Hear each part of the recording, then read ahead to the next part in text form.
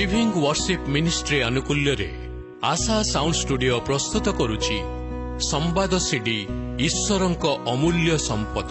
तुम वाक्य मोते सोचे करे, तुम वाक्य ही आलोक दिए, तुम वाक्य मोते सोचे करे, तुम वाक्य ही आलोक दिए, तुम वाक्य मो प्रदीप पथ कढ़ाइनी, दुर्गम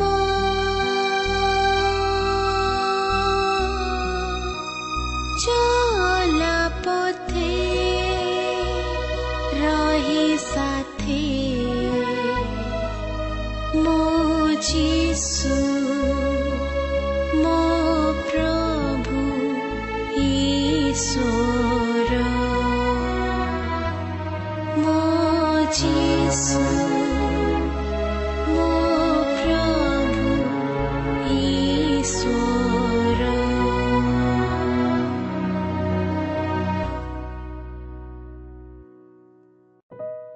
शैतान कथा हुए मधुर स्वर रे, पसंदर कथा कहे, आपणार होई से कथा कहे, दीप्तिमय बेश नहीं आसे, ता कथा बहुत भल लगे।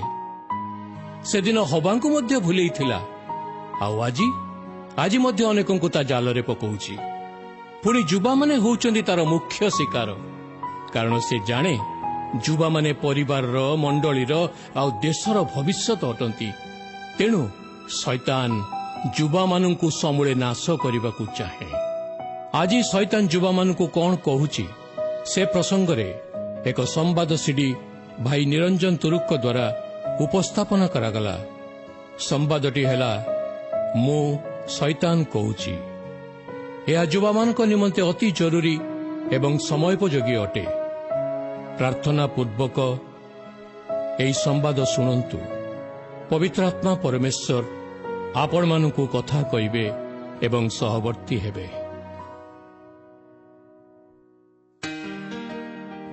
प्रभु जीशु ख्रीष्टଙ୍କ अति बहुमूल्य नाम रे मु आपण मानकु आंतरिक शुभेच्छा एवं अभिनंदन जणाए। प्रभु आम मानकु तांको वाक्य ध्यान करबा निमंते एक सुजोग देइथिबा निमंते मु प्रभु को प्रशंसा करे। आज आलोच्य प्रसंग होउछि मु शैतान कहूछि। आज एई प्रसंग उपरे आम्भे माने आलोचना करिबा। स्वर्गर परमेश्वर समग्र सृष्टि मध्यरे मनुष्य को श्रेष्ठ करी निर्माण करिसंती। मनुष्य को तांको सादृश्य रे तांको रूप रे निर्माण करिसंती। आउ से चाहती मनुष्य ए जगत रे तांको संकल्प साधन करू। स्वर्गर परमेश्वर चाहती मनुष्य सहित गमनागमन करियो पाए, किंतु शैतान चाहे समग्र सृष्टि किपरि विनष्ट हबो।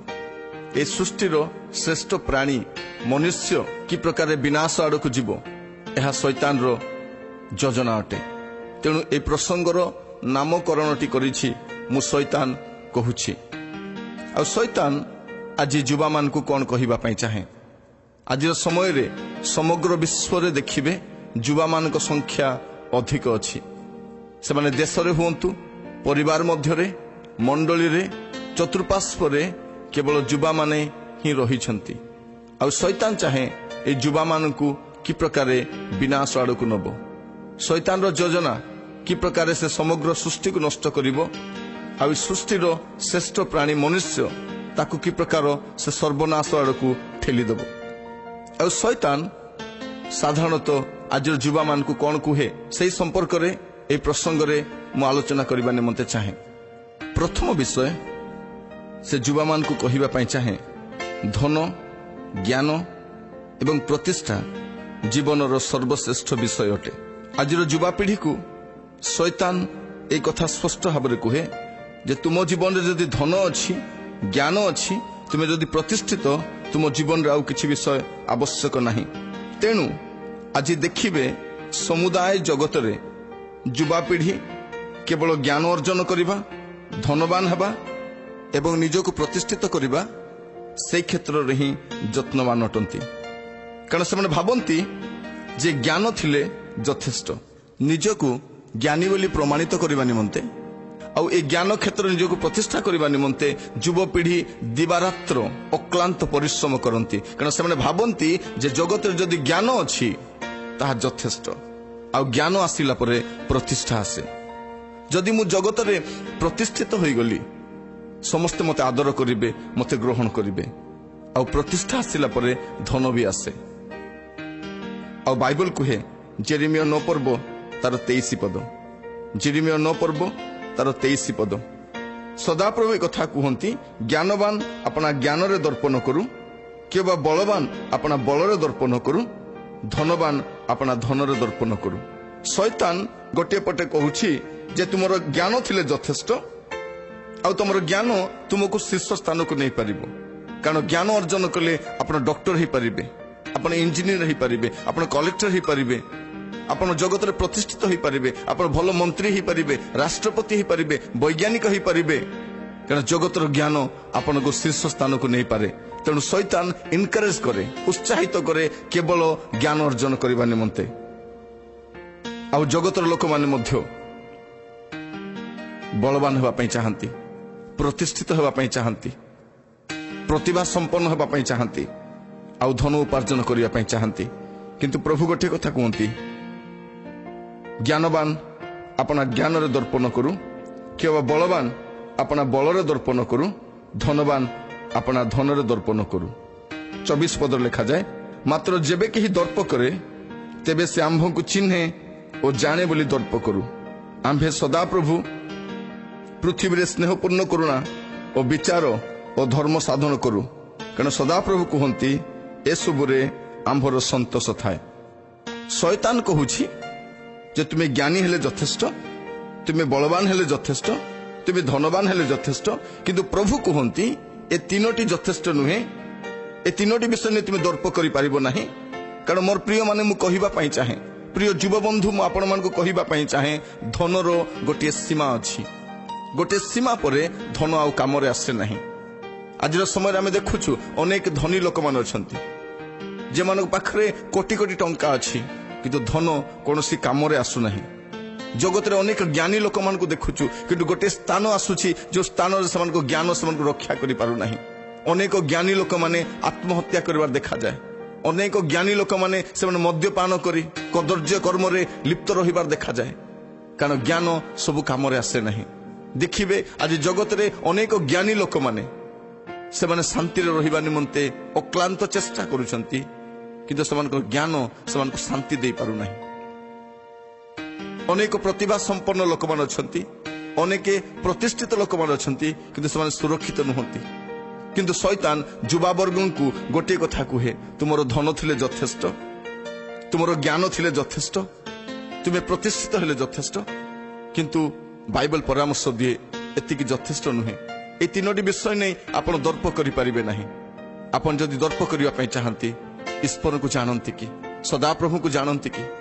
ଆଉ ଶୈତାନ ଚାହେଁ ଆଜିର ଯୁବପିଢ଼ି ସେମାନେ କି ପ୍ରକାର ଈଶ୍ୱରଙ୍କ ଠାରୁ ଦୂରକୁ ଯାଆନ୍ତୁ। ସେମାନେ କେବଳ ଧନ ଅର୍ଜନ କରିବା, ଜ୍ଞାନ ଉପାର୍ଜନ କରିବା, ପ୍ରତିଷ୍ଠିତ ହେବା, ସେଥି ନିମନ୍ତେ ହିଁ ସେମାନେ ଅକ୍ଲାନ୍ତ ପରିଶ୍ରମ କରନ୍ତୁ। ଏଥି ନିମନ୍ତେ ଶୈତାନ ସେମାନଙ୍କୁ କୁହେ ଏ ତିନୋଟି ବିଷୟ ହିଁ ତୁମ ଜୀବନରେ ଶ୍ରେଷ୍ଠ ଅଟେ। କିନ୍ତୁ ପ୍ରିୟ ବନ୍ଧୁ, ମୁଁ ଆପଣଙ୍କୁ କହିବା ପାଇଁ ଚାହେଁ, ଏହା ଜୀବନର ସର୍ବଶ୍ରେଷ୍ଠ ବିଷୟ ନୁହେଁ। ସର୍ବଶ୍ରେଷ୍ଠ ବିଷୟ ହେଉଛି ଆପଣଙ୍କର ସୃଷ୍ଟିକର୍ତ୍ତାଙ୍କୁ ଜାଣିବା, ଆପଣଙ୍କର ଈଶ୍ୱରଙ୍କୁ ଜାଣିବା। କାରଣ ଜ୍ଞାନ କାମରେ ଆସେ ନାହିଁ। ଗୋଟେ ସମୟ ଆସିଲେ ଧନ ଆଉ କାମରେ ଆସିବ ନାହିଁ, ପ୍ରତିଷ୍ଠା କାମରେ ଆସେ ନାହିଁ। ଦେଖିବେ ଅନେକ ଜ୍ଞାନୀ ଲୋକମାନେ ହନ୍ତସନ୍ତ ହେଉଛନ୍ତି, ଅନେକ ଧନୀ ବ୍ୟକ୍ତିମାନେ ସେମାନଙ୍କ ଧନ କୌଣସି କାମରେ ଆସୁନାହିଁ। ଅନେକ ବଳବାନ ଲୋକମାନେ, ପ୍ରତିଷ୍ଠିତ ଲୋକମାନେ ସେମାନେ କଷ୍ଟ ମଧ୍ୟ ଦେଇ ଯାଉଛନ୍ତି। କିନ୍ତୁ ଶୈତାନ ଆଜିର ଯୁବପିଢ଼ିଙ୍କୁ ଏହି ମିଛଟିଏ କହୁଛି ଯେ ତୁମ ଜୀବନରେ ଯଦି ଧନ ଅଛି, ଜ୍ଞାନ ଅଛି, ତୁମେ ଯଦି ପ୍ରତିଷ୍ଠିତ, ତାହା ତୁମ ପାଇଁ ଯଥେଷ୍ଟ। ଆଉ ଶୈତାନ ଆଜିର ଯୁବପିଢ଼ିଙ୍କୁ ସେ ଦ୍ୱିତୀୟ ମିଛ କୁହେ, ତାହା ହେଉଛି ତୁମର ଭବିଷ୍ୟତ ଅନ୍ଧକାରମୟ ଅଟେ। ଶୈତାନ ଯୁବାପିଢ଼ିକୁ କହିବା ପାଇଁ ଚାହେଁ ତୁମ ଭବିଷ୍ୟତ ଅନ୍ଧକାରମୟ ଅଟେ। ତୁମ ଭବିଷ୍ୟତର କୌଣସି ଭରସା ନାହିଁ, ତୁମର ଭବିଷ୍ୟତର କିଛି ହୋପ୍ ନାହିଁ। ଏଇ କଥା ଯୁବାପିଢ଼ିଙ୍କୁ ଶୈତାନ କୁହେ। ତେଣୁ ଦେଖିବେ ଯୁବାପିଢ଼ି ସେମାନେ ପାଠ ପଢ଼ନ୍ତି, ଶିକ୍ଷା ଅର୍ଜନ କରନ୍ତି, ପ୍ରତିଷ୍ଠିତ ହୁଅନ୍ତି, କିନ୍ତୁ ସେମାନେ ଯେତେବେଳେ ବୁଝନ୍ତି ଯେ ସେମାନଙ୍କର ଆଉ ଭବିଷ୍ୟତ ନାହିଁ, ସେମାନେ ଭୁଲ ଉପାୟ ସବୁ ଅବଲମ୍ବନ କରନ୍ତି। ଅନେକ ନିଶାଦ୍ରବ୍ୟ ସେବନ କରନ୍ତି, ଅନେକ ଯୁବପିଢ଼ି ଆତ୍ମହତ୍ୟା କରନ୍ତି, କାରଣ ସେମାନେ ଭାବି ବସନ୍ତି ଯେ ସେମାନଙ୍କ ଭବିଷ୍ୟତ ଆଉ ନାହିଁ, ସେମାନଙ୍କ ଭବିଷ୍ୟତ ଆଉ ଉଜ୍ଜଳ ହୋଇପାରିବ ନାହିଁ, ସେମାନଙ୍କ ଭବିଷ୍ୟତ ଅନ୍ଧକାରମୟ। କାରଣ ଶୈତାନ ସେମାନଙ୍କୁ କହୁଛି, କାରଣ ଶୈତାନ କେବଳ ବଧ ଏବଂ ବିନାଶ କରିବା ପାଇଁ ଚାହେଁ। ଅନେକ ଯୁବପିଢ଼ି ସେଥି ନିମନ୍ତେ ନିଶାଦ୍ରବ୍ୟର ଆସକ୍ତ, ଅନେକ ଯୁବାମାନେ ଭୁଲ ପଥରେ ଯାଇଛନ୍ତି, ଅନେକ ଆତ୍ମହତ୍ୟା କରିଛନ୍ତି, ଆଉ ଅନେକ ଦୁଃଖରେ ଭାଙ୍ଗି ପଡ଼ିଛନ୍ତି, କାରଣ ସେମାନେ ଭାବନ୍ତି ସେମାନଙ୍କର ଆଉ କୌଣସି ଆଶା ନାହିଁ। କିନ୍ତୁ ମୋ ପ୍ରିୟମାନେ, ମୁଁ କହିବା ପାଇଁ ଚାହେଁ ଆପଣଙ୍କ ନିମନ୍ତେ ଗୋଟେ ଉତ୍ତମ ଭବିଷ୍ୟତ ରହିଛି, ଆପଣଙ୍କ ନିମନ୍ତେ ଗୋଟେ ଉଜ୍ଜଳ ଭବିଷ୍ୟତ ରହିଛି।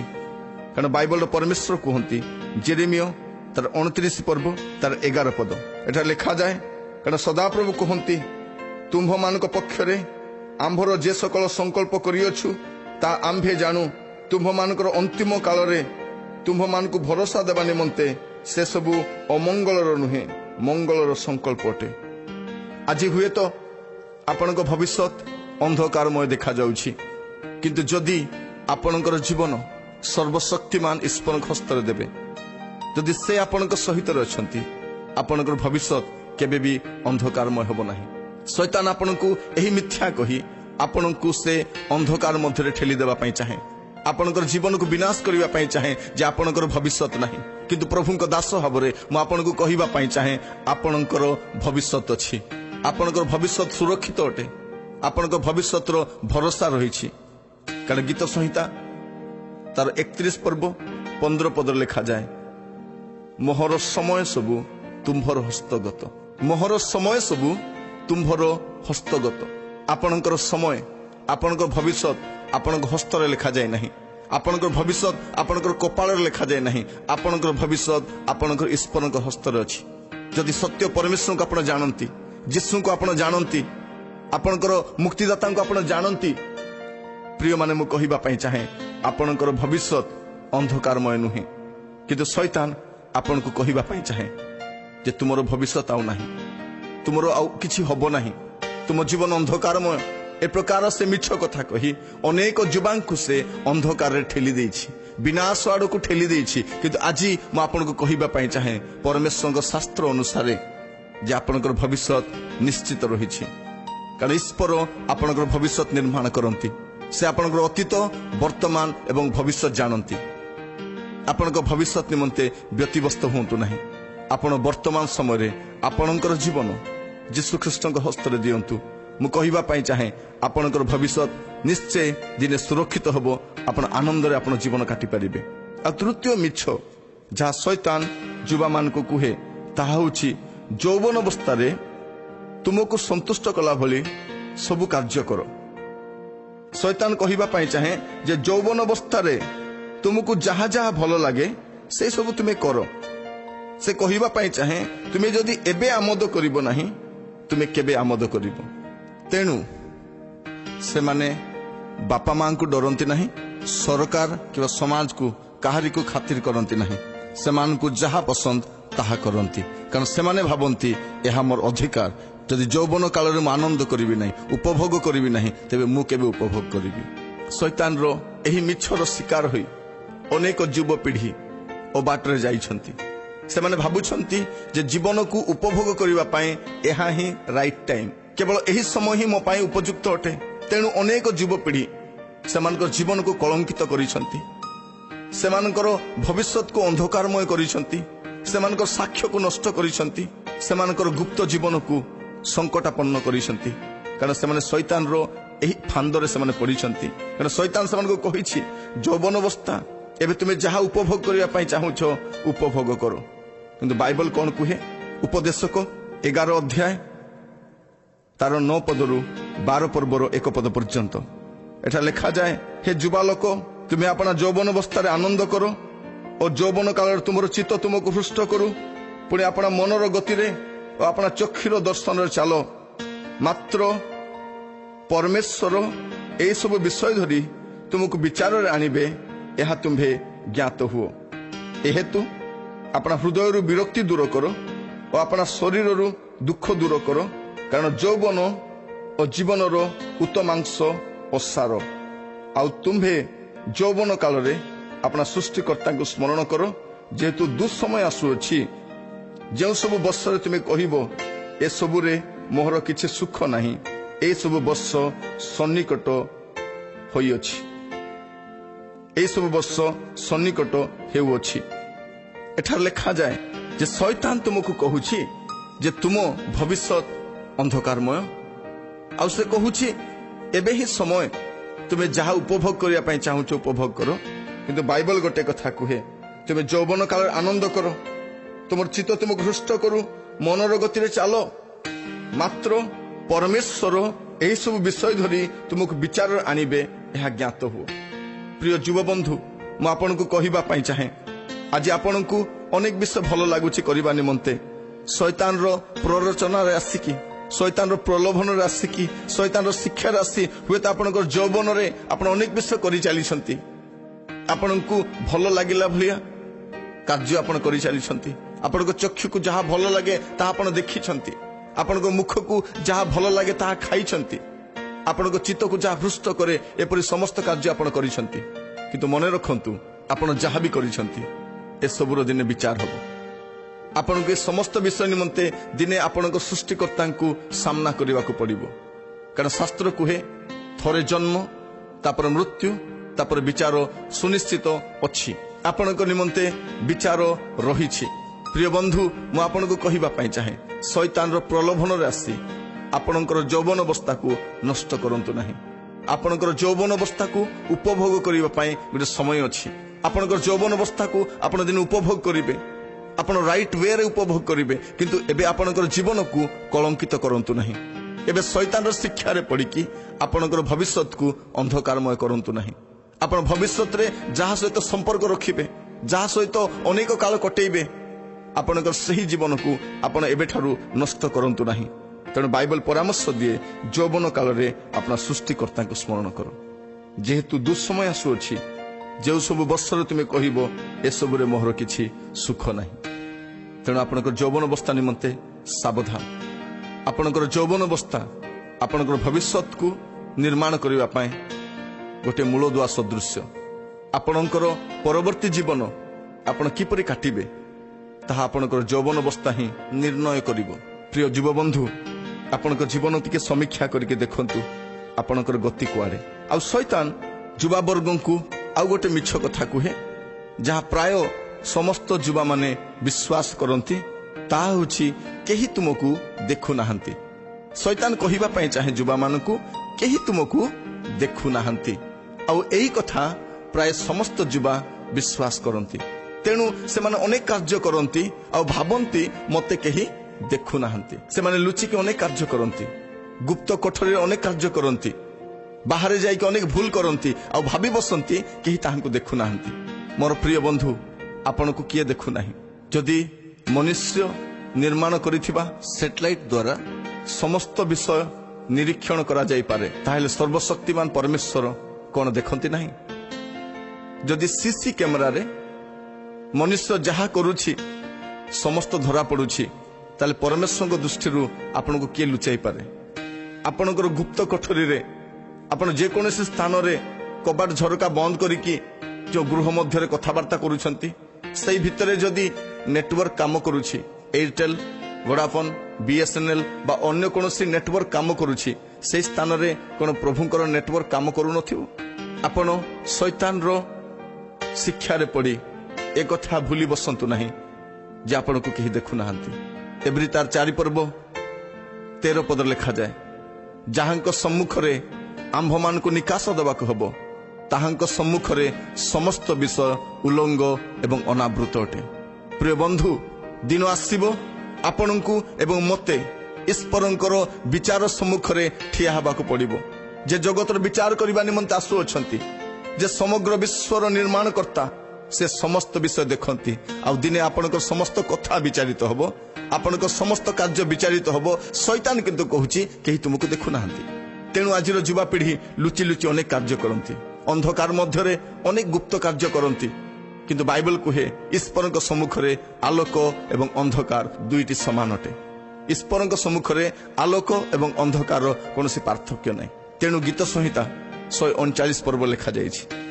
ଗୀତ ସଂହିତା 139 ପର୍ବ ଏଥି ନିମନ୍ତେ ଲେଖାଯାଇଛି ଯେ ଆପଣ ଏବଂ ମୁଁ ଯେପରି ଆମେ ଜାଣିପାରିବା ଯେ ଈଶ୍ୱର ସବୁ ଦେଖନ୍ତି ଏବଂ ସବୁ ଜାଣନ୍ତି।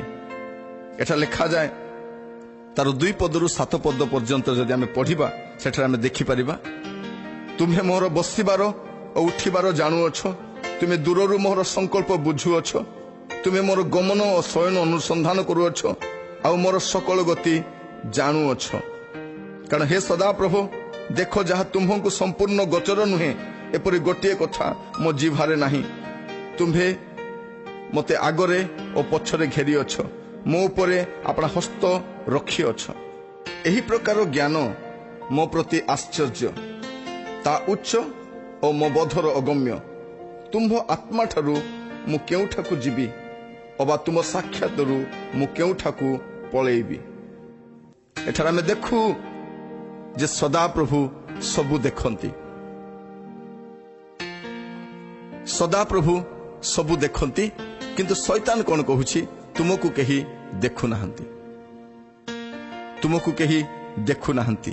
ହିତୋପଦେଶ ତାର 15 ଅଧ୍ୟାୟ ତାର 3 ପଦ ଯଦି ଆପଣମାନେ ପଢିବେ, ସେଇଠି ଗୋଟିଏ ବିଷୟ ଜାଣିପାରିବେ। ଲେଖାଯାଏ ସଦାପ୍ରଭୁଙ୍କ ଚକ୍ଷୁ ସର୍ବତ୍ର ଥାଇ ଅଧମ ଓ ଉତ୍ତମ ଲୋକକୁ ନିରୀକ୍ଷଣ କରେ। ବାଇବଲ ସ୍ପଷ୍ଟ ଭାବରେ କୁହେ ଯେ ସଦାପ୍ରଭୁଙ୍କ ଚକ୍ଷୁ ସର୍ବତ୍ର ଥାଏ, କାରଣ ସେ ସର୍ବଜ୍ଞ ଅଟନ୍ତି, ସେ ସର୍ବବ୍ୟାପୀ ଅଟନ୍ତି, ସେ ସର୍ବଶକ୍ତିମାନ ଅଟନ୍ତି। ଆଉ ତାଙ୍କ ଚକ୍ଷୁ ସର୍ବତ୍ର ଥାଇ ଅଧମ ଏବଂ ଉତ୍ତମ ଲୋକକୁ ନିରୀକ୍ଷଣ କରେ। ଆଉ ତାଙ୍କ ଚକ୍ଷୁରୁ ଆପଣ କ'ଣ ବର୍ତ୍ତିଯିବେ? ଶୈତାନ ଆପଣଙ୍କୁ କେବଳ ଏହି ଗୋଟେ ମିଛ କଥା କହୁଛି ଯେ କେହି ତୁମକୁ ଦେଖୁନାହାନ୍ତି। ଶୈତାନ କହିବା ପାଇଁ ଚାହେଁ ତୁମକୁ କେହି ଦେଖୁନାହାନ୍ତି, କିନ୍ତୁ ବାଇବଲର ପରମେଶ୍ୱର ସବୁ ଦେଖନ୍ତି। ଆଉ ବାଇବଲ ଆପଣଙ୍କୁ ଏହି ଚେତାବନୀ ଦିଏ ଯେ ଜଗତର ବିଚାର କରିବେ, ଯାହାଙ୍କ ସମ୍ମୁଖରେ ଆପଣ ବି ଦିନେ ବିଚାରିତ ହେବେ, ସେ ଆପଣଙ୍କର ସମସ୍ତ ବିଷୟ ଦେଖନ୍ତି। ଗୀତ ସଂହିତା 94 ପର୍ବ ତାର 9 ପଦ ଏବଂ 10 ପଦ ଲେଖାଯାଏ, ଯେ କର୍ଣ୍ଣ ରୋପଣ କଲେ ସେ କି ଶୁଣିବେ ନାହିଁ, ଯେ ଚକ୍ଷୁ ଗଢ଼ିଲେ ସେ କି ଦେଖିବେ ନାହିଁ, ଯେ ଗୋଷ୍ଠୀ ବର୍ଗକୁ ଶାସନ କରନ୍ତି, ଯେ ମନୁଷ୍ୟକୁ ଜ୍ଞାନ ଶିକ୍ଷା ଦିଅନ୍ତି, ସେ କି ଶାସ୍ତି ଦେବେ ନାହିଁ। ଏଠାରେ ଆମେ ଦେଖୁ ପ୍ରିୟମାନେ, ଯେ ମନୁଷ୍ୟକୁ କର୍ଣ୍ଣ ଦେଇଛନ୍ତି ସେ କି ଶୁଣିବେ ନାହିଁ, ଯେ ଚକ୍ଷୁ ଗଢ଼ିଲେ ସେ କି ଦେଖିବେ ନାହିଁ, ସେ କି ଶାସ୍ତି ଦେବେ ନାହିଁ। ଶୈତାନ କହୁଛି କେହି ଦେଖୁନାହାନ୍ତି। ଶୈତାନ ନିଜେ ବିଚାରିତ ହେବା ପାଇଁ ଯାଉଛି, ଶୈତାନ ନିଜେ ଦଣ୍ଡିତ ହେବା ପାଇଁ ଯାଉଛି, ଏବଂ ଯୁବବନ୍ଧୁ ଆପଣଙ୍କୁ ମଧ୍ୟ ତାର ଦଣ୍ଡର ପରିଣାମ ଭୋଗିବା ପାଇଁ ସେ ଆପଣଙ୍କୁ କଢ଼େଇ ନେଉଛି। କିନ୍ତୁ ମୁଁ ଆପଣଙ୍କୁ କହିବା ପାଇଁ ଚାହେଁ, ବାଇବଲର ପରମେଶ୍ୱର ସବୁ ଦେଖନ୍ତି। ଗୀତ ସଂହିତା 50 ପର୍ବ ତାର 21 ପଦ ସେ ଗୋଟିଏ କଥା କୁହନ୍ତି। ବାଇବଲ ଏହି କଥା କୁହେ, ତୁମେ ଏହିସବୁ କରି ଆସିଅଛ ଓ ଆମ୍ଭେ ନୀରବ ହୋଇ ରହିଅଛୁ, ତହିଁରେ ଆମ୍ଭେ ସର୍ବତ ଭାବେ ତୁମ ପରି ବୋଲି ତୁମେ ଅନୁମାନ କରୁଅଛ, ମାତ୍ର ଆମ୍ଭେ ତୁମକୁ ଅନୁଯୋଗ କରିବା ଓ ତାହା ସବୁ ତୁମ ସାକ୍ଷାତରେ ସଜାଇ ରଖିବା। ଗୋଟେ ସମୟ ଆସିବ, ପ୍ରଭୁ ସମସ୍ତ ବିଷୟ ଆପଣଙ୍କ ସମ୍ମୁଖରେ ସଜାଇ ସଜାଇ ରଖିବେ। ସେତେବେଳେ ଆପଣ କ'ଣ ବର୍ତ୍ତିଯିବେ? ଆଜି ମୁଁ ଆପଣଙ୍କୁ କହିବା ପାଇଁ ଚାହେଁ, ଶୈତାନର ଏହି ଶିକ୍ଷାର ଶିକାର ହୁଅନ୍ତୁ ନାହିଁ। ନିଜକୁ ସମୀକ୍ଷା କରନ୍ତୁ, ବାହୁଡ଼ି ଆସନ୍ତୁ, କାରଣ ଶୈତାନ କହୁଛି ତୁମକୁ କେହି ଦେଖୁନାହାନ୍ତି, କିନ୍ତୁ ବାଇବଲ କୁହେ ଆପଣଙ୍କୁ ଈଶ୍ୱର ଦେଖୁଛନ୍ତି। ଈଶ୍ୱର ସମସ୍ତ ବିଷୟ ଦେଖନ୍ତି। ସେ ଆପଣଙ୍କର ସଂକଳ୍ପ ଜାଣନ୍ତି, ସେ ଆପଣଙ୍କର ଗୁପ୍ତ ଚିନ୍ତାଧାରାକୁ ଜାଣନ୍ତି, ଆପଣ ଭାବିବା ପୂର୍ବରୁ ସେ ଜାଣନ୍ତି। ଆପଣଙ୍କର କୌଣସି ସଂକଳ୍ପ ତାଙ୍କ ସମ୍ମୁଖରେ ଗୁପ୍ତ ନୁହେଁ। ତେଣୁ ଆଜି ଆପଣ ସଚେତନ ହୁଅନ୍ତୁ। ଆଉ ଶୈତାନ ଯୁବାମାନଙ୍କୁ ଆଉ ଗୋଟେ ଶିକ୍ଷା ଦିଏ। ସେ କହିବା ପାଇଁ ଚାହେଁ ଯେ ତୁମେ ଯେଉଁ ଜୀବନ କାଟୁଛ, ଯେଉଁ ଖ୍ରୀଷ୍ଟୀୟ ଜୀବନ କାଟୁଛ, ତାହା ବୋରିଂ ଆଉ ତା ଶୂନ୍ୟ ଅଟେ, ତା ଶୁଷ୍କ ଅଟେ ଏବଂ ତାହା ଶୂନ୍ୟ ଅଟେ, ଆଉ ତୁମେ ସେଠୁ କିଛି ପାଇ ନପାର। ଶୈତାନ ଏଇ କଥା କହିବାରୁ ଅନେକ ଯୁବପିଢ଼ି ସେମାନେ ଖ୍ରୀଷ୍ଟ ବିଶ୍ୱାସରୁ ଓହରି ଯାଇଛନ୍ତି। ଯଦିଓ ସେମାନେ ଖ୍ରୀଷ୍ଟିଆନ ପରିବାରରେ ବି ଜନ୍ମଗ୍ରହଣ କରିଛନ୍ତି, ତଥାପି ସେମାନେ ଶୈତାନର କଥା ମାନିକି ସେମାନେ ଭିନ୍ନ ଜୀବନ କାଟନ୍ତି। ସେ କହୁଛି ତୁମେ ଯେଉଁ ଜୀବନ କାଟୁଛ ସେ ଜୀବନରେ କିଛି ଆନନ୍ଦ ନାହିଁ, ସେ ଜୀବନ ଶୁଷ୍କ ଅଟେ, ସେ ଜୀବନ ଶୂନ୍ୟ ଅଟେ, ସେ ଜୀବନ ଆପଣ କାଟିଲେ କିଛି ପାଇପାରିବେ ନାହିଁ। ତେଣୁ ଆଜିର ଯୁବପିଢ଼ି ଜଗତ ମଧ୍ୟରେ ମାତିଛନ୍ତି, ଜାଗତିକତାରେ ଲିପ୍ତ ଅଛନ୍ତି। ସେମାନେ ମଣ୍ଡଳୀରେ ମଧ୍ୟ ସମ୍ପୃକ୍ତ, ମଣ୍ଡଳୀର ସେବା କାର୍ଯ୍ୟରେ ଜଡ଼ିତ, ମଣ୍ଡଳୀରେ ସେମାନେ ଉତ୍ତମ ଭାବରେ ଯୋଗଦାନ କରନ୍ତି, ସମସ୍ତ କାର୍ଯ୍ୟରେ ସେମାନେ ଆଗ୍ରହ ଦେଖାନ୍ତି, କିନ୍ତୁ ଜଗତରେ ମଧ୍ୟ ସେମାନେ ମାତିଛନ୍ତି। କାରଣ ସେ ଭାବନ୍ତି କିଛି ଧର୍ମକର୍ମ କରିବା ଦ୍ୱାରା ମୋର ମଣ୍ଡଳୀରେ ମୋର ଲୋକମାନଙ୍କ ମଧ୍ୟରେ ମୁଁ ଆଦରର ପାତ୍ର ହେବି, କିନ୍ତୁ ସେମାନଙ୍କର ପରବର୍ତ୍ତୀ ଜୀବନ ସେମାନେ ଜଗତରେ ମଧ୍ୟ କାଟନ୍ତି, ମଣ୍ଡଳୀର କାର୍ଯ୍ୟରେ ମଧ୍ୟ ଲିପ୍ତ ଏବଂ ଜାଗତିକତାରେ ମଧ୍ୟ ଲିପ୍ତ। କାରଣ ଶୈତାନ ସେମାନଙ୍କୁ କହୁଛି ଜଗତରେ ତୁମ ପାଇଁ ଆନନ୍ଦ ଅଛି, ଜଗତରେ ତୁମେ ଉପଭୋଗ କରିପାରିବ, ଜଗତରେ ସମସ୍ତ ପୂର୍ଣ୍ଣତା ଅଛି, ମଣ୍ଡଳୀରେ କ'ଣ ଅଛି, ବାଇବଲରେ କ'ଣ ଅଛି, ଖ୍ରୀଷ୍ଟୀୟ ଶିକ୍ଷାରେ କ'ଣ ଅଛି। ତେଣୁ ଯୁବପିଢ଼ି ତାର କଥାରେ ସେମାନେ ମାତି ଅନ୍ୟତ୍ର ଯାଉଛନ୍ତି। କିନ୍ତୁ ବାଇବଲ କ'ଣ କୁହେ? ଯୋହନ 10 ପର୍ବ ତାର 10 ପଦ ଲେଖାଯାଏ, ଚୋର କେବଳ ଚୋରି, ବୋଧ ଓ ବିନାଶ କରିବା ନିମନ୍ତେ ଆସେ, ସେମାନେ ଯେପରି ଜୀବନ ପାଆନ୍ତି ଓ ପ୍ରଚୁର ଜୀବନ ପାଆନ୍ତି, ଏଥି ନିମନ୍ତେ ମୁଁ ଆସିଅଛି। ପ୍ରିୟ ବନ୍ଧୁ, ଖ୍ରୀଷ୍ଟିଆନ ଜୀବନ ଏକ ଶୁଷ୍କ ନିରସ ଜୀବନ ନୁହେଁ। ଖ୍ରୀଷ୍ଟିଆନ ଜୀବନରେ ଜୀବନ ଅଛି, ଯୀଶୁ ହିଁ ଜୀବନ ଅଟନ୍ତି। ଯଦି ଆପଣ ଯୀଶୁଙ୍କୁ ପାଇଛନ୍ତି, ଆପଣଙ୍କର ଜୀବନରେ ଆପଣ ଜୀବନ ପାଇଛନ୍ତି। ମୁଁ ଆପଣଙ୍କୁ କହିବା ପାଇଁ ଚାହେଁ, ଖ୍ରୀଷ୍ଟିଆନ ଜୀବନ ଆନନ୍ଦଦାୟକ ଜୀବନ ଅଟେ। ଖ୍ରୀଷ୍ଟିଆନ ଜୀବନରେ ଶାନ୍ତି ଅଛି, ଖ୍ରୀଷ୍ଟିଆନ ଜୀବନରେ ଆନନ୍ଦ ଅଛି। ଆପଣ ସମସ୍ତ ପ୍ରାଚୁର୍ଯ୍ୟତା ପାଇପାରିବେ ଯଦି ଯୀଶୁଙ୍କର ଅନୁକରଣ କରିବେ, ଶୈତାନର କଥାରେ ପଡ଼ିବେ, ଆପଣଙ୍କର ଜୀବନକୁ ନଷ୍ଟ କରିବେ ଏବଂ ଆପଣଙ୍କର ଭବିଷ୍ୟତ ମଧ୍ୟ ଅନ୍ଧକାରମୟ ହେବ। ଶୈତାନ ଆଉ ଗୋଟେ କଥା ଯୁବାମାନଙ୍କୁ କୁହେ, ତାହା ହେଉଛି ପାପ ବଡ଼ ବିଷୟ ନୁହେଁ। Sin is not a big deal. ଏ ମଣ୍ଡଳୀରେ ଯେଉଁ କୁହାଯାଉଛି ପାପ ପାପ ପାପ, ଏହା କିଛି ନୁହେଁ। ତେଣୁ ଆଜିର ପୁଅ ଝିଅମାନେ, ଆଜିର ଯୁବପିଢ଼ିଙ୍କୁ ଦେଖିବେ, ସେମାନେ ପାପକୁ ପାଣି ପିଇଲା ଭଳିଆ ପାପ କରି ଚାଲିଛନ୍ତି, ଦିବାରାତ୍ର ପାପରେ ଲିପ୍ତ ରହିଛନ୍ତି, ସେମାନେ ଅନେକ କୁକାର୍ଯ୍ୟରେ ଲିପ୍ତ ରହିଛନ୍ତି। କାରଣ ସେମାନଙ୍କୁ ଶୈତାନ କହିଛି ପାପ ବୋଲି କିଛି ନାହିଁ। ଯୌବନ ଅବସ୍ଥାରେ ଏସବୁ ହୁଏ, ତୁମକୁ କରିବାକୁ ପଡ଼ିବ, ତୁମକୁ ଆନନ୍ଦ କରିବାକୁ ପଡ଼ିବ, ଏସବୁ ଉପଭୋଗ କରିବାକୁ ପଡ଼ିବ। ସେ କହୁଛି ପାପ ବୋଲି କିଛି ନାହିଁ। କାରଣ କେବଳ ବାଇବଲ ହିଁ ପାପ ବୋଲି କୁହେ, ବାଇବଲ ପରମେଶ୍ୱର ହିଁ ପାପ ବୋଲି କୁହନ୍ତି। ଆପଣ ଜଗତରେ ଅନ୍ୟ କୌଣସି ଶାସ୍ତ୍ର ଦେଖିବେ, ଅନ୍ୟ କୌଣସି ଶିକ୍ଷା ଦେଖିବେ, କୌଣସି ପ୍ରତିଷ୍ଠା ସମ୍ପନ୍ନ ଲୋକମାନଙ୍କ ଶିକ୍ଷା ଶୁଣିବେ, ସେମାନେ ଏହାକୁ ପାପ ବୋଲି କୁହନ୍ତି ନାହିଁ। ତେଣୁ ଶୈତାନ କହୁଛି ପାପ ବଡ଼ ବିଷୟ ନୁହେଁ। କିନ୍ତୁ ବାଇବଲ କୁହେ, ରୋମିଓ ତାର 6 ପର୍ବ 23 ପଦ, ଶୈତାନ ଗୋଟିଏ କଥା କହୁଛି, କିନ୍ତୁ ବାଇବଲ ଆଉ ଗୋଟିଏ କଥା କୁହେ। ରୋମିଓ 6 ପର୍ବ 23 ପଦ, କାରଣ ପାପର ବେତନ ମୃତ୍ୟୁ, ପାପର ବେତନ ମୃତ୍ୟୁ। କିନ୍ତୁ ଶୈତାନ କହୁଛି ପାପ ବଡ଼ ବିଷୟ ନୁହେଁ। ମୋର ପ୍ରିୟମାନେ, ଏହି ପାପ ଆପଣଙ୍କୁ ମୃତ୍ୟୁ ଆଡ଼କୁ କଢ଼େଇ ନେବ। ପାପ ଦ୍ୱାରା ହିଁ ଜଗତରେ ମୃତ୍ୟୁ ପ୍ରବେଶ କଲା, ଆଉ ଏହି ପାପ ଆପଣଙ୍କୁ ଅନନ୍ତ ମୃତ୍ୟୁ ଆଡ଼କୁ କଢ଼େଇ ନେବ। ତେଣୁ ସାବଧାନ ହୁଅନ୍ତୁ, ଶୈତାନର ଶିକ୍ଷାରେ ପଡ଼ି ଆପଣଙ୍କର ଜୀବନକୁ ନଷ୍ଟ କରନ୍ତୁ ନାହିଁ, ଆପଣଙ୍କର ଭବିଷ୍ୟତକୁ କଳଙ୍କିତ କରନ୍ତୁ ନାହିଁ, ଆପଣଙ୍କର ଅନନ୍ତ ଜୀବନ ନଷ୍ଟ କରନ୍ତୁ ନାହିଁ। ଶୈତାନ କହୁଛି ପାପ ବଡ଼ ବିଷୟ ନୁହେଁ, କିନ୍ତୁ ବାଇବଲ କହୁଛି ପାପର ବେତନ ମୃତ୍ୟୁ। ଆଉ ଶୈତାନ ଆଉ ଗୋଟେ ବିଷୟ ଯୁବାମାନଙ୍କୁ କହିବା ପାଇଁ ଚାହେଁ। ସେ କହିବା ପାଇଁ ଚାହେଁ ଯେ ବାସ୍ତବ ଯୁବାମାନେ ସେମାନେ ଯେଉଁମାନେ ଯୌନ ସମ୍ପର୍କ ରଖିବା ପାଇଁ ସୁଯୋଗ ମିଳିଲେ ହାତ ଛଡ଼ା କରନ୍ତି ନାହିଁ। ଶୈତାନ ଏହି କଥା କହିବା ପାଇଁ ଚାହେଁ ଯେ ତୁମେ ଜଣେ ଯୁବା ଲୋକ, ଯେତେବେଳେ ମଧ୍ୟ ତୁମକୁ ସୁଯୋଗ ମିଳୁଛି ଶାରୀରିକ ସମ୍ପର୍କ ରଖିବା ପାଇଁ, ଉପଭୋଗ କରିବା ପାଇଁ, ତୁମେ ପଳାୟନ କର ନାହିଁ। ତାହା ତୁମ ପାଇଁ ଗୋଟେ ସୁବର୍ଣ୍ଣ ସୁଯୋଗ ଅଟେ। ତେଣୁ ଆଜି ଦେଖିବେ ଯୁବାପିଢ଼ି ମାନେ କେବଳ ଏହି ଚିନ୍ତାଧାରାରେ ରୁହନ୍ତି, ଏହାକୁ ଲକ୍ଷ୍ୟ ରଖି ସେମାନେ ପ୍ରେମ କରନ୍ତି, ଏହି ବିଷୟ ନିମନ୍ତେ ଲାଳାୟିତ ହୁଅନ୍ତି, ପରସ୍ପରକୁ ଆକର୍ଷିତ କରିବା ନିମନ୍ତେ, ପରସ୍ପର ନିକଟରେ ଆକର୍ଷିତ ହେବା ନିମନ୍ତେ ସେମାନେ ଏହି ଗୋଟିଏ ବିଷୟରେ ଆସକ୍ତ ହୁଅନ୍ତି। କାରଣ ଶୈତାନ କହୁଛି ଯେ ତୁମେ ବାସ୍ତବରେ ଗୋଟେ ଯୁବା ଲୋକ, ତୁମର ଏବେ ବଳ ଅଛି, ତୁମର ଏବେ ଶକ୍ତି ଅଛି, ତୁମର ଏବେ ଇଚ୍ଛା ଅଛି, ତୁମର ଏବେ ଅଭିଳାଷ ଅଛି, ତାହାକୁ ତୁମେ କାହିଁକି ମାରି ଦେଉଛ? ତୁମେ ତାହା କରିପକାଅ। କିନ୍ତୁ ବାଇବଲରେ ଜଣେ ଯୁବା ଲୋକଙ୍କୁ ଦେଖୁ, ତାଙ୍କ ଜୀବନରେ ମଧ୍ୟ ଏ ପ୍ରକାର ଗୋଟେ ପରିସ୍ଥିତି ଆସିଥିଲା, କିନ୍ତୁ ସେ ଏହି ପରିସ୍ଥିତିରୁ ପଳାୟନ କରିଥିଲେ। ଆଦି ପୁସ୍ତକ 39 ପର୍ବ ତାର 9 ପଦ ଏଠାରେ ଲେଖାଯାଏ, ଏହି ଗୃହରେ ମୋ ଠାରୁ ବଡ଼ କେହି ନାହିଁ ଆଉ ତୁମ୍ଭେ ତାଙ୍କର ଭାର୍ଯ୍ୟା। ଏ ନିମନ୍ତେ କେବଳ ତୁମ୍ଭ ଛଡ଼ା ମୋ ପ୍ରତି ଆଉ କିଛି ମନା ନାହିଁ।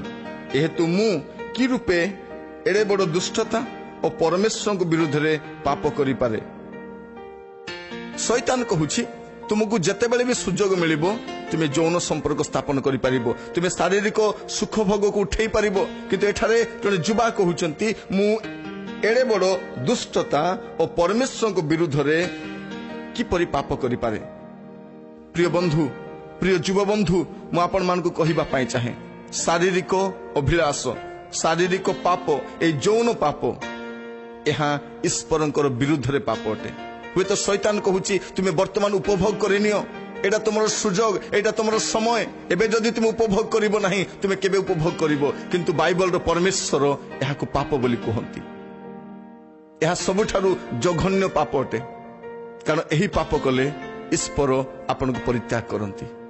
ଈଶ୍ୱରଙ୍କ ସହିତ ଆପଣଙ୍କ ସମ୍ପର୍କ ଭାଙ୍ଗିଯାଏ, ଈଶ୍ୱରଙ୍କ ସହିତ ଆପଣ ଆଉ ସମ୍ପର୍କ ରହିପାରନ୍ତି ନାହିଁ।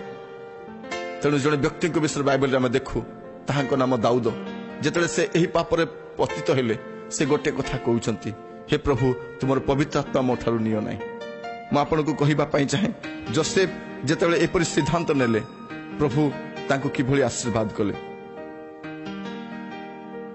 ଯୋସେଫ ଯେଉଁ ସ୍ତ୍ରୀ ଲୋକ ସହିତ ପାପରେ ପଡ଼ିଥାନ୍ତେ, ସେହି ସ୍ତ୍ରୀ ଲୋକଟିକୁ, ସେ ପଟିଫରର ଭାର୍ଯ୍ୟାଙ୍କୁ ଅନେକ ଦେଖିବା ପାଇଁ ତର୍ସି ଯାଉଥିଲେ। ଏ ପ୍ରକାର ଏକ ସୌନ୍ଦର୍ଯ୍ୟ, ଏପରି ଏକ ରୂପବତୀ ସ୍ତ୍ରୀ ଯେ ଯୋସେଫଙ୍କୁ ପ୍ରଲୋଭିତ କରୁଛନ୍ତି। କିନ୍ତୁ ଯୋସେଫ ଜାଣନ୍ତି ଏହା ପାପ ଅଟେ, ଏହା ପରମେଶ୍ୱରଙ୍କ ବିରୁଦ୍ଧରେ ପାପ ଅଟେ। ତେଣୁ ପରବର୍ତ୍ତୀ ସମୟରେ କ'ଣ ଲେଖାଯାଏ? ଆଦି ପୁସ୍ତକ ତାର 41 ପର୍ବ 38 ପଦ, ତହିଁରେ ଫାରୋ ଆପଣା ଦାସମାନଙ୍କୁ କହିଲେ, ଆମ୍ଭେମାନେ କି ଏହାଙ୍କ ପରି ପୁରୁଷ ଆଉ ପାଇପାରିବା? ଏହାଙ୍କଠାରେ ପରମେଶ୍ୱରଙ୍କ ଆତ୍ମା ଅଛନ୍ତି। ଯଦି ଆପଣ ଏହି ଅଭିଳାଷରୁ, ଏହି ପାପରୁ ପଳାୟନ କରିବେ, ନିଶ୍ଚୟ ଦେଖିବେ ପରମେଶ୍ୱରଙ୍କର ଉପସ୍ଥିତି ଆପଣଙ୍କ ଜୀବନରେ ରହିବ। ଆପଣ ଯୌବନ ଅବସ୍ଥାରେ ଆପଣ ସମସ୍ତ ଉତ୍ତମ ବିଷୟ ଲାଭ କରିପାରିବେ। ଆପଣଙ୍କ ଶିକ୍ଷା କ୍ଷେତ୍ରରେ, ଆପଣଙ୍କ ଜୀବନରେ ଉନ୍ନତି ଲାଭ କରିପାରିବେ। ଆପଣଙ୍କ ଜୀବନରେ ଆପଣ ସମସ୍ତ ଉତ୍ତମ ବିଷୟ ଲାଭ କରିପାରିବେ ଯଦି ଆପଣ ଏହି ପାପରୁ ନିଜକୁ ରକ୍ଷା କରିପାରିବେ। ଆଜି ଆମେ ଚତୁଃପାର୍ଶ୍ୱରେ ଦେଖୁ ଅନେକ ଯୁବପିଢ଼ି ଏହି ପାପର ଶିକାରରେ ପଡ଼ିଛନ୍ତି, କାରଣ ଶୈତାନ ସେମାନଙ୍କୁ କହିଛି, ତୁମେ ଯୁବା ଲୋକ, ସୁଯୋଗ ମିଳିଲେ ହାତ ଛଡ଼ା କରିବ ନାହିଁ। ଯେବେ ମଧ୍ୟ ସୁଯୋଗ ମିଳେ ଶାରୀରିକ ଉପଭୋଗ କରିନେବ। ଯୌବନ କାଳରେ ଏହି ଅଭିଳାଷ ବାରମ୍ବାର ଆସେ ମୋର ପ୍ରିୟମାନେ, କିନ୍ତୁ ଆପଣଙ୍କୁ ସେଠୁ ପଳାୟନ କରିବାକୁ ପଡ଼ିବ। କାରଣ ଶୈତାନ କହୁଛି ଏହା ପାପ ନୁହେଁ, ଏହା ବଡ଼ ବିଷୟ ନୁହେଁ, କିନ୍ତୁ ବାଇବଲର ପରମେଶ୍ୱର ଏହାକୁ ପାପ ବୋଲି ଘୋଷଣା କରନ୍ତି। କାରଣ ଈଶ୍ୱର ଆପଣଙ୍କର ଅନ୍ତରରେ ବାସ କରନ୍ତି। ଆପଣ ହେଉଛନ୍ତି ଜୀବିତ ଈଶ୍ୱରଙ୍କର ମନ୍ଦିର, ଆଉ ସେ ମନ୍ଦିରରେ ଈଶ୍ୱର ବାସ କରନ୍ତି।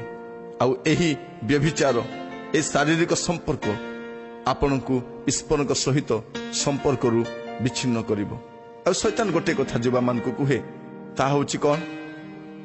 ତୁମେ ତ ଯୌବନ କାଳର ଏହି ପାପପୂର୍ଣ୍ଣ ଚିନ୍ତାଧାରାକୁ ବିଜୟ ଲାଭ କରିପାରିବ ନାହିଁ, ତେବେ କାହିଁକି ତା ବିରୁଦ୍ଧରେ ଲଢୁଛ? ଶୈତାନ କହିବା ପାଇଁ ଚାହେଁ, ତୁମେ ଏହି ପାପପୂର୍ଣ୍ଣ ଚିନ୍ତାଧାରାକୁ ଦମନ କରିପାରିବ ନାହିଁ, ତା ବିରୁଦ୍ଧରେ କାହିଁକି ତୁମେ ଲଢୁଛ? ଦେଖିବେ ଅନେକ ଯୁବାମାନେ ଶୈତାନର ଏହି କଥାର ଶିକାର ହୋଇଛନ୍ତି। ଶୈତାନ ସେମାନଙ୍କୁ କୁହେ, ତୁମେ ଯେତେ ଚେଷ୍ଟା କଲେ ମଧ୍ୟ, ତୁମେ ଯେତେ ଉଦ୍ୟମ କଲେ ମଧ୍ୟ ଏହି ପାପପୂର୍ଣ୍ଣ ଚିନ୍ତାଧାରାରୁ ନିଜକୁ ରକ୍ଷା କରିପାରିବ ନାହିଁ। ତେଣୁ ଅନେକ ଯୁବା ତାର ଏହି କଥାର ବଶବର୍ତ୍ତୀ ହୋଇଛନ୍ତି। କିନ୍ତୁ ମୋର ପ୍ରିୟମାନେ, ମୁଁ କହିବା ପାଇଁ ଚାହେଁ, ଏହା ପାପ ଅଟେ। ଆପଣ ତା ବିରୁଦ୍ଧରେ ଲଢ଼ିପାରିବେ, ତା ବିରୁଦ୍ଧରେ ଆପଣ ବିଜୟୀ ହୋଇପାରିବେ, କାରଣ ବାଇବଲର ପରମେଶ୍ୱର ଆପଣଙ୍କ ସହିତ ଅଛନ୍ତି। ସେ ଆପଣଙ୍କୁ ବିଜୟ ପ୍ରଦାନ କରନ୍ତି। ଯଦି ଆପଣ ରୋମିଓ ତାର 8 ପର୍ବ 6 ପଦ ପଢ଼ିବେ, ଆପଣ ଜାଣିପାରିବେ ଯେ ଆପଣ ଏଠାରୁ ବିଜୟ ଲାଭ କରିପାରିବେ, ଆପଣ ଜୟ ଲାଭ କରିପାରିବେ। ଶୈତାନ ଯୁବାମାନଙ୍କୁ ଆଉ ଗୋଟେ କଥା କୁହେ, ତାହା ହେଉଛି ତୁମର ଯୁବାବସ୍ଥାରେ କୌଣସି ଯୁବା ବା ଯୁବତୀ ସହିତ ଅଳ୍ପ ସମୟ ସମ୍ପର୍କ ରଖିଲେ, ହସଗମାତ କଲେ, ଶାରୀରିକ ସମ୍ପର୍କ ରଖିଲେ କିଛି ପାପ ନୁହେଁ। ସେମାନେ ତ ଅଳ୍ପ ସମୟ ଛନ୍ଦି ହୋଇ ରହିବା ତାହା ମନ୍ଦ ନୁହେଁ। ଆଉ ଅନେକ ଯୁବା ଏ କଥାକୁ ବିଶ୍ୱାସ କରନ୍ତି। ତେଣୁ ଦେଖିବେ ଯୌବନ ଅବସ୍ଥାରେ ଅନେକ ଯୁବା ପୁଅ ଝିଅମାନେ ଅନେକଙ୍କ ସହିତ ସମ୍ପର୍କରେ ଆବଦ୍ଧ ହୋଇ ରୁହନ୍ତି। କାରଣ ଶୈତାନ ସେମାନଙ୍କୁ କହୁଛି, ତୁମେ କଥାବାର୍ତ୍ତା ହେଲ, ଅଳ୍ପ ସମୟ ସେମାନଙ୍କ ସହିତ ମିଳିତ ହେଲ, ସେମାନଙ୍କ ସହିତ ଗପସପ କଲ, ସେମାନଙ୍କ ସହିତ ସମ୍ପର୍କ ସ୍ଥାପନ କଲ, ଏଥିରେ କ'ଣ ମନ୍ଦ ଅଛି? କିନ୍ତୁ ମୋର ପ୍ରିୟମାନେ, ବାଇବଲର ପରମେଶ୍ୱର ତାହା ମନା କରନ୍ତି। ଆପଣ ଯଦି ପ୍ରଥମ କରନ୍ତୀୟ 6 ପର୍ବ 18 ପଦରୁ 20 ପଦ ପଢ଼ିବେ, ଆପଣ ଜାଣିପାରିବେ ଯେ ପରମେଶ୍ୱର ଏହା ଘୃଣା କରନ୍ତି। ବାଇବଲର ପରମେଶ୍ୱର ଏହା ପସନ୍ଦ କରନ୍ତି ନାହିଁ। କିନ୍ତୁ ଶୈତାନ ଆପଣଙ୍କର ଭବିଷ୍ୟତ, ଆପଣଙ୍କ ମେରୁଦଣ୍ଡ, ଆପଣଙ୍କର ଆଦର୍ଶ, ଆପଣଙ୍କର ଭବିଷ୍ୟତର ସମସ୍ତ ଉତ୍ତମ ବିଷୟକୁ ସେ ନଷ୍ଟ କରିବା ପାଇଁ ଚାହେଁ। ତେଣୁ ସେ ଆପଣମାନଙ୍କୁ ଏଭଳି ଭାବରେ ପ୍ରଲୋଭିତ କରେ ଯାହାର ଶିକାର ଆପଣ ହୁଅନ୍ତି। ଆଜି ଆପଣ ଯେଉଁ ସମାଜରେ ବାସ କରନ୍ତି, ଆପଣ ଟେଲିଭିଜନ ଦେଖନ୍ତୁ ଅବା ଆପଣ ଖବରକାଗଜ ପଢ଼ନ୍ତୁ, ଆପଣ କୌଣସି ମ୍ୟାଗାଜିନ୍ ପଢ଼ନ୍ତୁ, ଆପଣ କୌଣସି ନେଟୱାର୍କରେ ଆପଣ ଯାଆନ୍ତୁ, ଆପଣ ଦେଖିପାରିବେ ନାନା ପ୍ରକାର ମନ୍ଦତାରେ ପରିପୂର୍ଣ୍ଣ ଅଟେ। ନାନା ପ୍ରକାର ଅଶ୍ଳୀଳ ଚଳଚ୍ଚିତ୍ର, ନାନା ପ୍ରକାର ଅଶ୍ଳୀଳ ବିଷୟ ଗୁଡ଼ାକ ଆପଣ ଦେଖିପାରନ୍ତି, ଯାହା ଆପଣଙ୍କୁ ମନ୍ଦତା ଆଡ଼କୁ ଠେଲିଦିଏ। ଆପଣ ଏ ପ୍ରକାର ଏକ କଦର୍ଯ୍ୟ, ଭ୍ରଷ୍ଟ, କଳଙ୍କିତ ସମାଜରେ ବାସ କରନ୍ତି। ଆପଣ କି ପ୍ରକାର ନିଜକୁ ସୁରକ୍ଷିତ ରଖିପାରିବେ? କାରଣ ଶୈତାନ এই ପିଢ଼ିକୁ ନଷ୍ଟ କରିବା ନିମନ୍ତେ ସମସ୍ତ ଆୟୋଜନ କରି ସାରିଛି। ଶୈତାନ ସିଂହ ପ୍ରାୟ ଗର୍ଜନ କରୁଛି, କାହାରିକୁ ଗ୍ରାସ କରିବ। କାରଣ ସମୁଦାୟ ଜଗତ ପାପାତ୍ମାର ଅଧୀନରେ ଅଛି। ଆଉ ସେ ମନ୍ଦତାପୂର୍ଣ୍ଣ ସମୟରେ ଜଗତକୁ ବିନାଶ ଆଡ଼କୁ ଠେଲି ନେଉଛି, ଆଉ ଯୁବାମାନଙ୍କୁ ମଧ୍ୟ ପାପରେ ସେ ଭାରାକ୍ରାନ୍ତ କରୁଛି। ଶୈତାନ ଯୁବାମାନଙ୍କୁ ଆଉ ଗୋଟିଏ କଥା କୁହେ। ଶୈତାନ ଯୁବାମାନଙ୍କୁ କୁହେ, କେତୋଟି ପ୍ରଲୋଭନ ବା କେତୋଟି ପରିସ୍ଥିତିକୁ ତୁମେ ଦମନ କରିପାରିବ ନାହିଁ, ବରଞ୍ଚ ତାହା ତୁମେ କରିପକାଅ। ଅନେକ ଥର ଯୁବାମାନେ କୁହନ୍ତି, ମୁଁ ଏହି ପରୀକ୍ଷାରେ ପଡ଼ିଗଲି, ଏହି ପ୍ରଲୋଭନରେ ମୁଁ ପଡ଼ିଗଲି, କାରଣ ଏହି ପ୍ରଲୋଭନ ମୋ ପାଇଁ ବହୁତ ବଡ଼ ବିଷୟ ଥିଲା। ମୁଁ ଚେଷ୍ଟା କଲି, ମୁଁ ପାରୁ ପର୍ଯ୍ୟନ୍ତ ଚେଷ୍ଟା କଲି, କିନ୍ତୁ ମୁଁ ପାରିଲି ନାହିଁ। ଏହା ଠିକ୍ ଉତ୍ତର ନୁହେଁ। କାରଣ ଶୈତାନ ଆପଣଙ୍କୁ କହିସାରିଛି ଯେ ତୁମେ ଏହି ପ୍ରଲୋଭନରେ ବିଜୟୀ ହୋଇପାରିବ ନାହିଁ, ଏହାକୁ ତୁମେ ଦମନ କରିପାରିବ ନାହିଁ, ତାହେଲେ ତୁମେ କରିପକାଅ। ଅନେକ ଯୁବାମାନେ କୁହନ୍ତି, ମୁଁ ଚେଷ୍ଟା କଲି, ମୁଁ ଉଦ୍ୟମ କଲି, ମୁଁ ସଂଗ୍ରାମ କଲି, ମୁଁ ଅନେକ ବିଷୟ କଲି, କିନ୍ତୁ ମୁଁ ପାରିଲି ନାହିଁ, ତେଣୁ ଏହା କରିପକେଇଲି। କିନ୍ତୁ ବାଇବଲ କ'ଣ କୁହେ?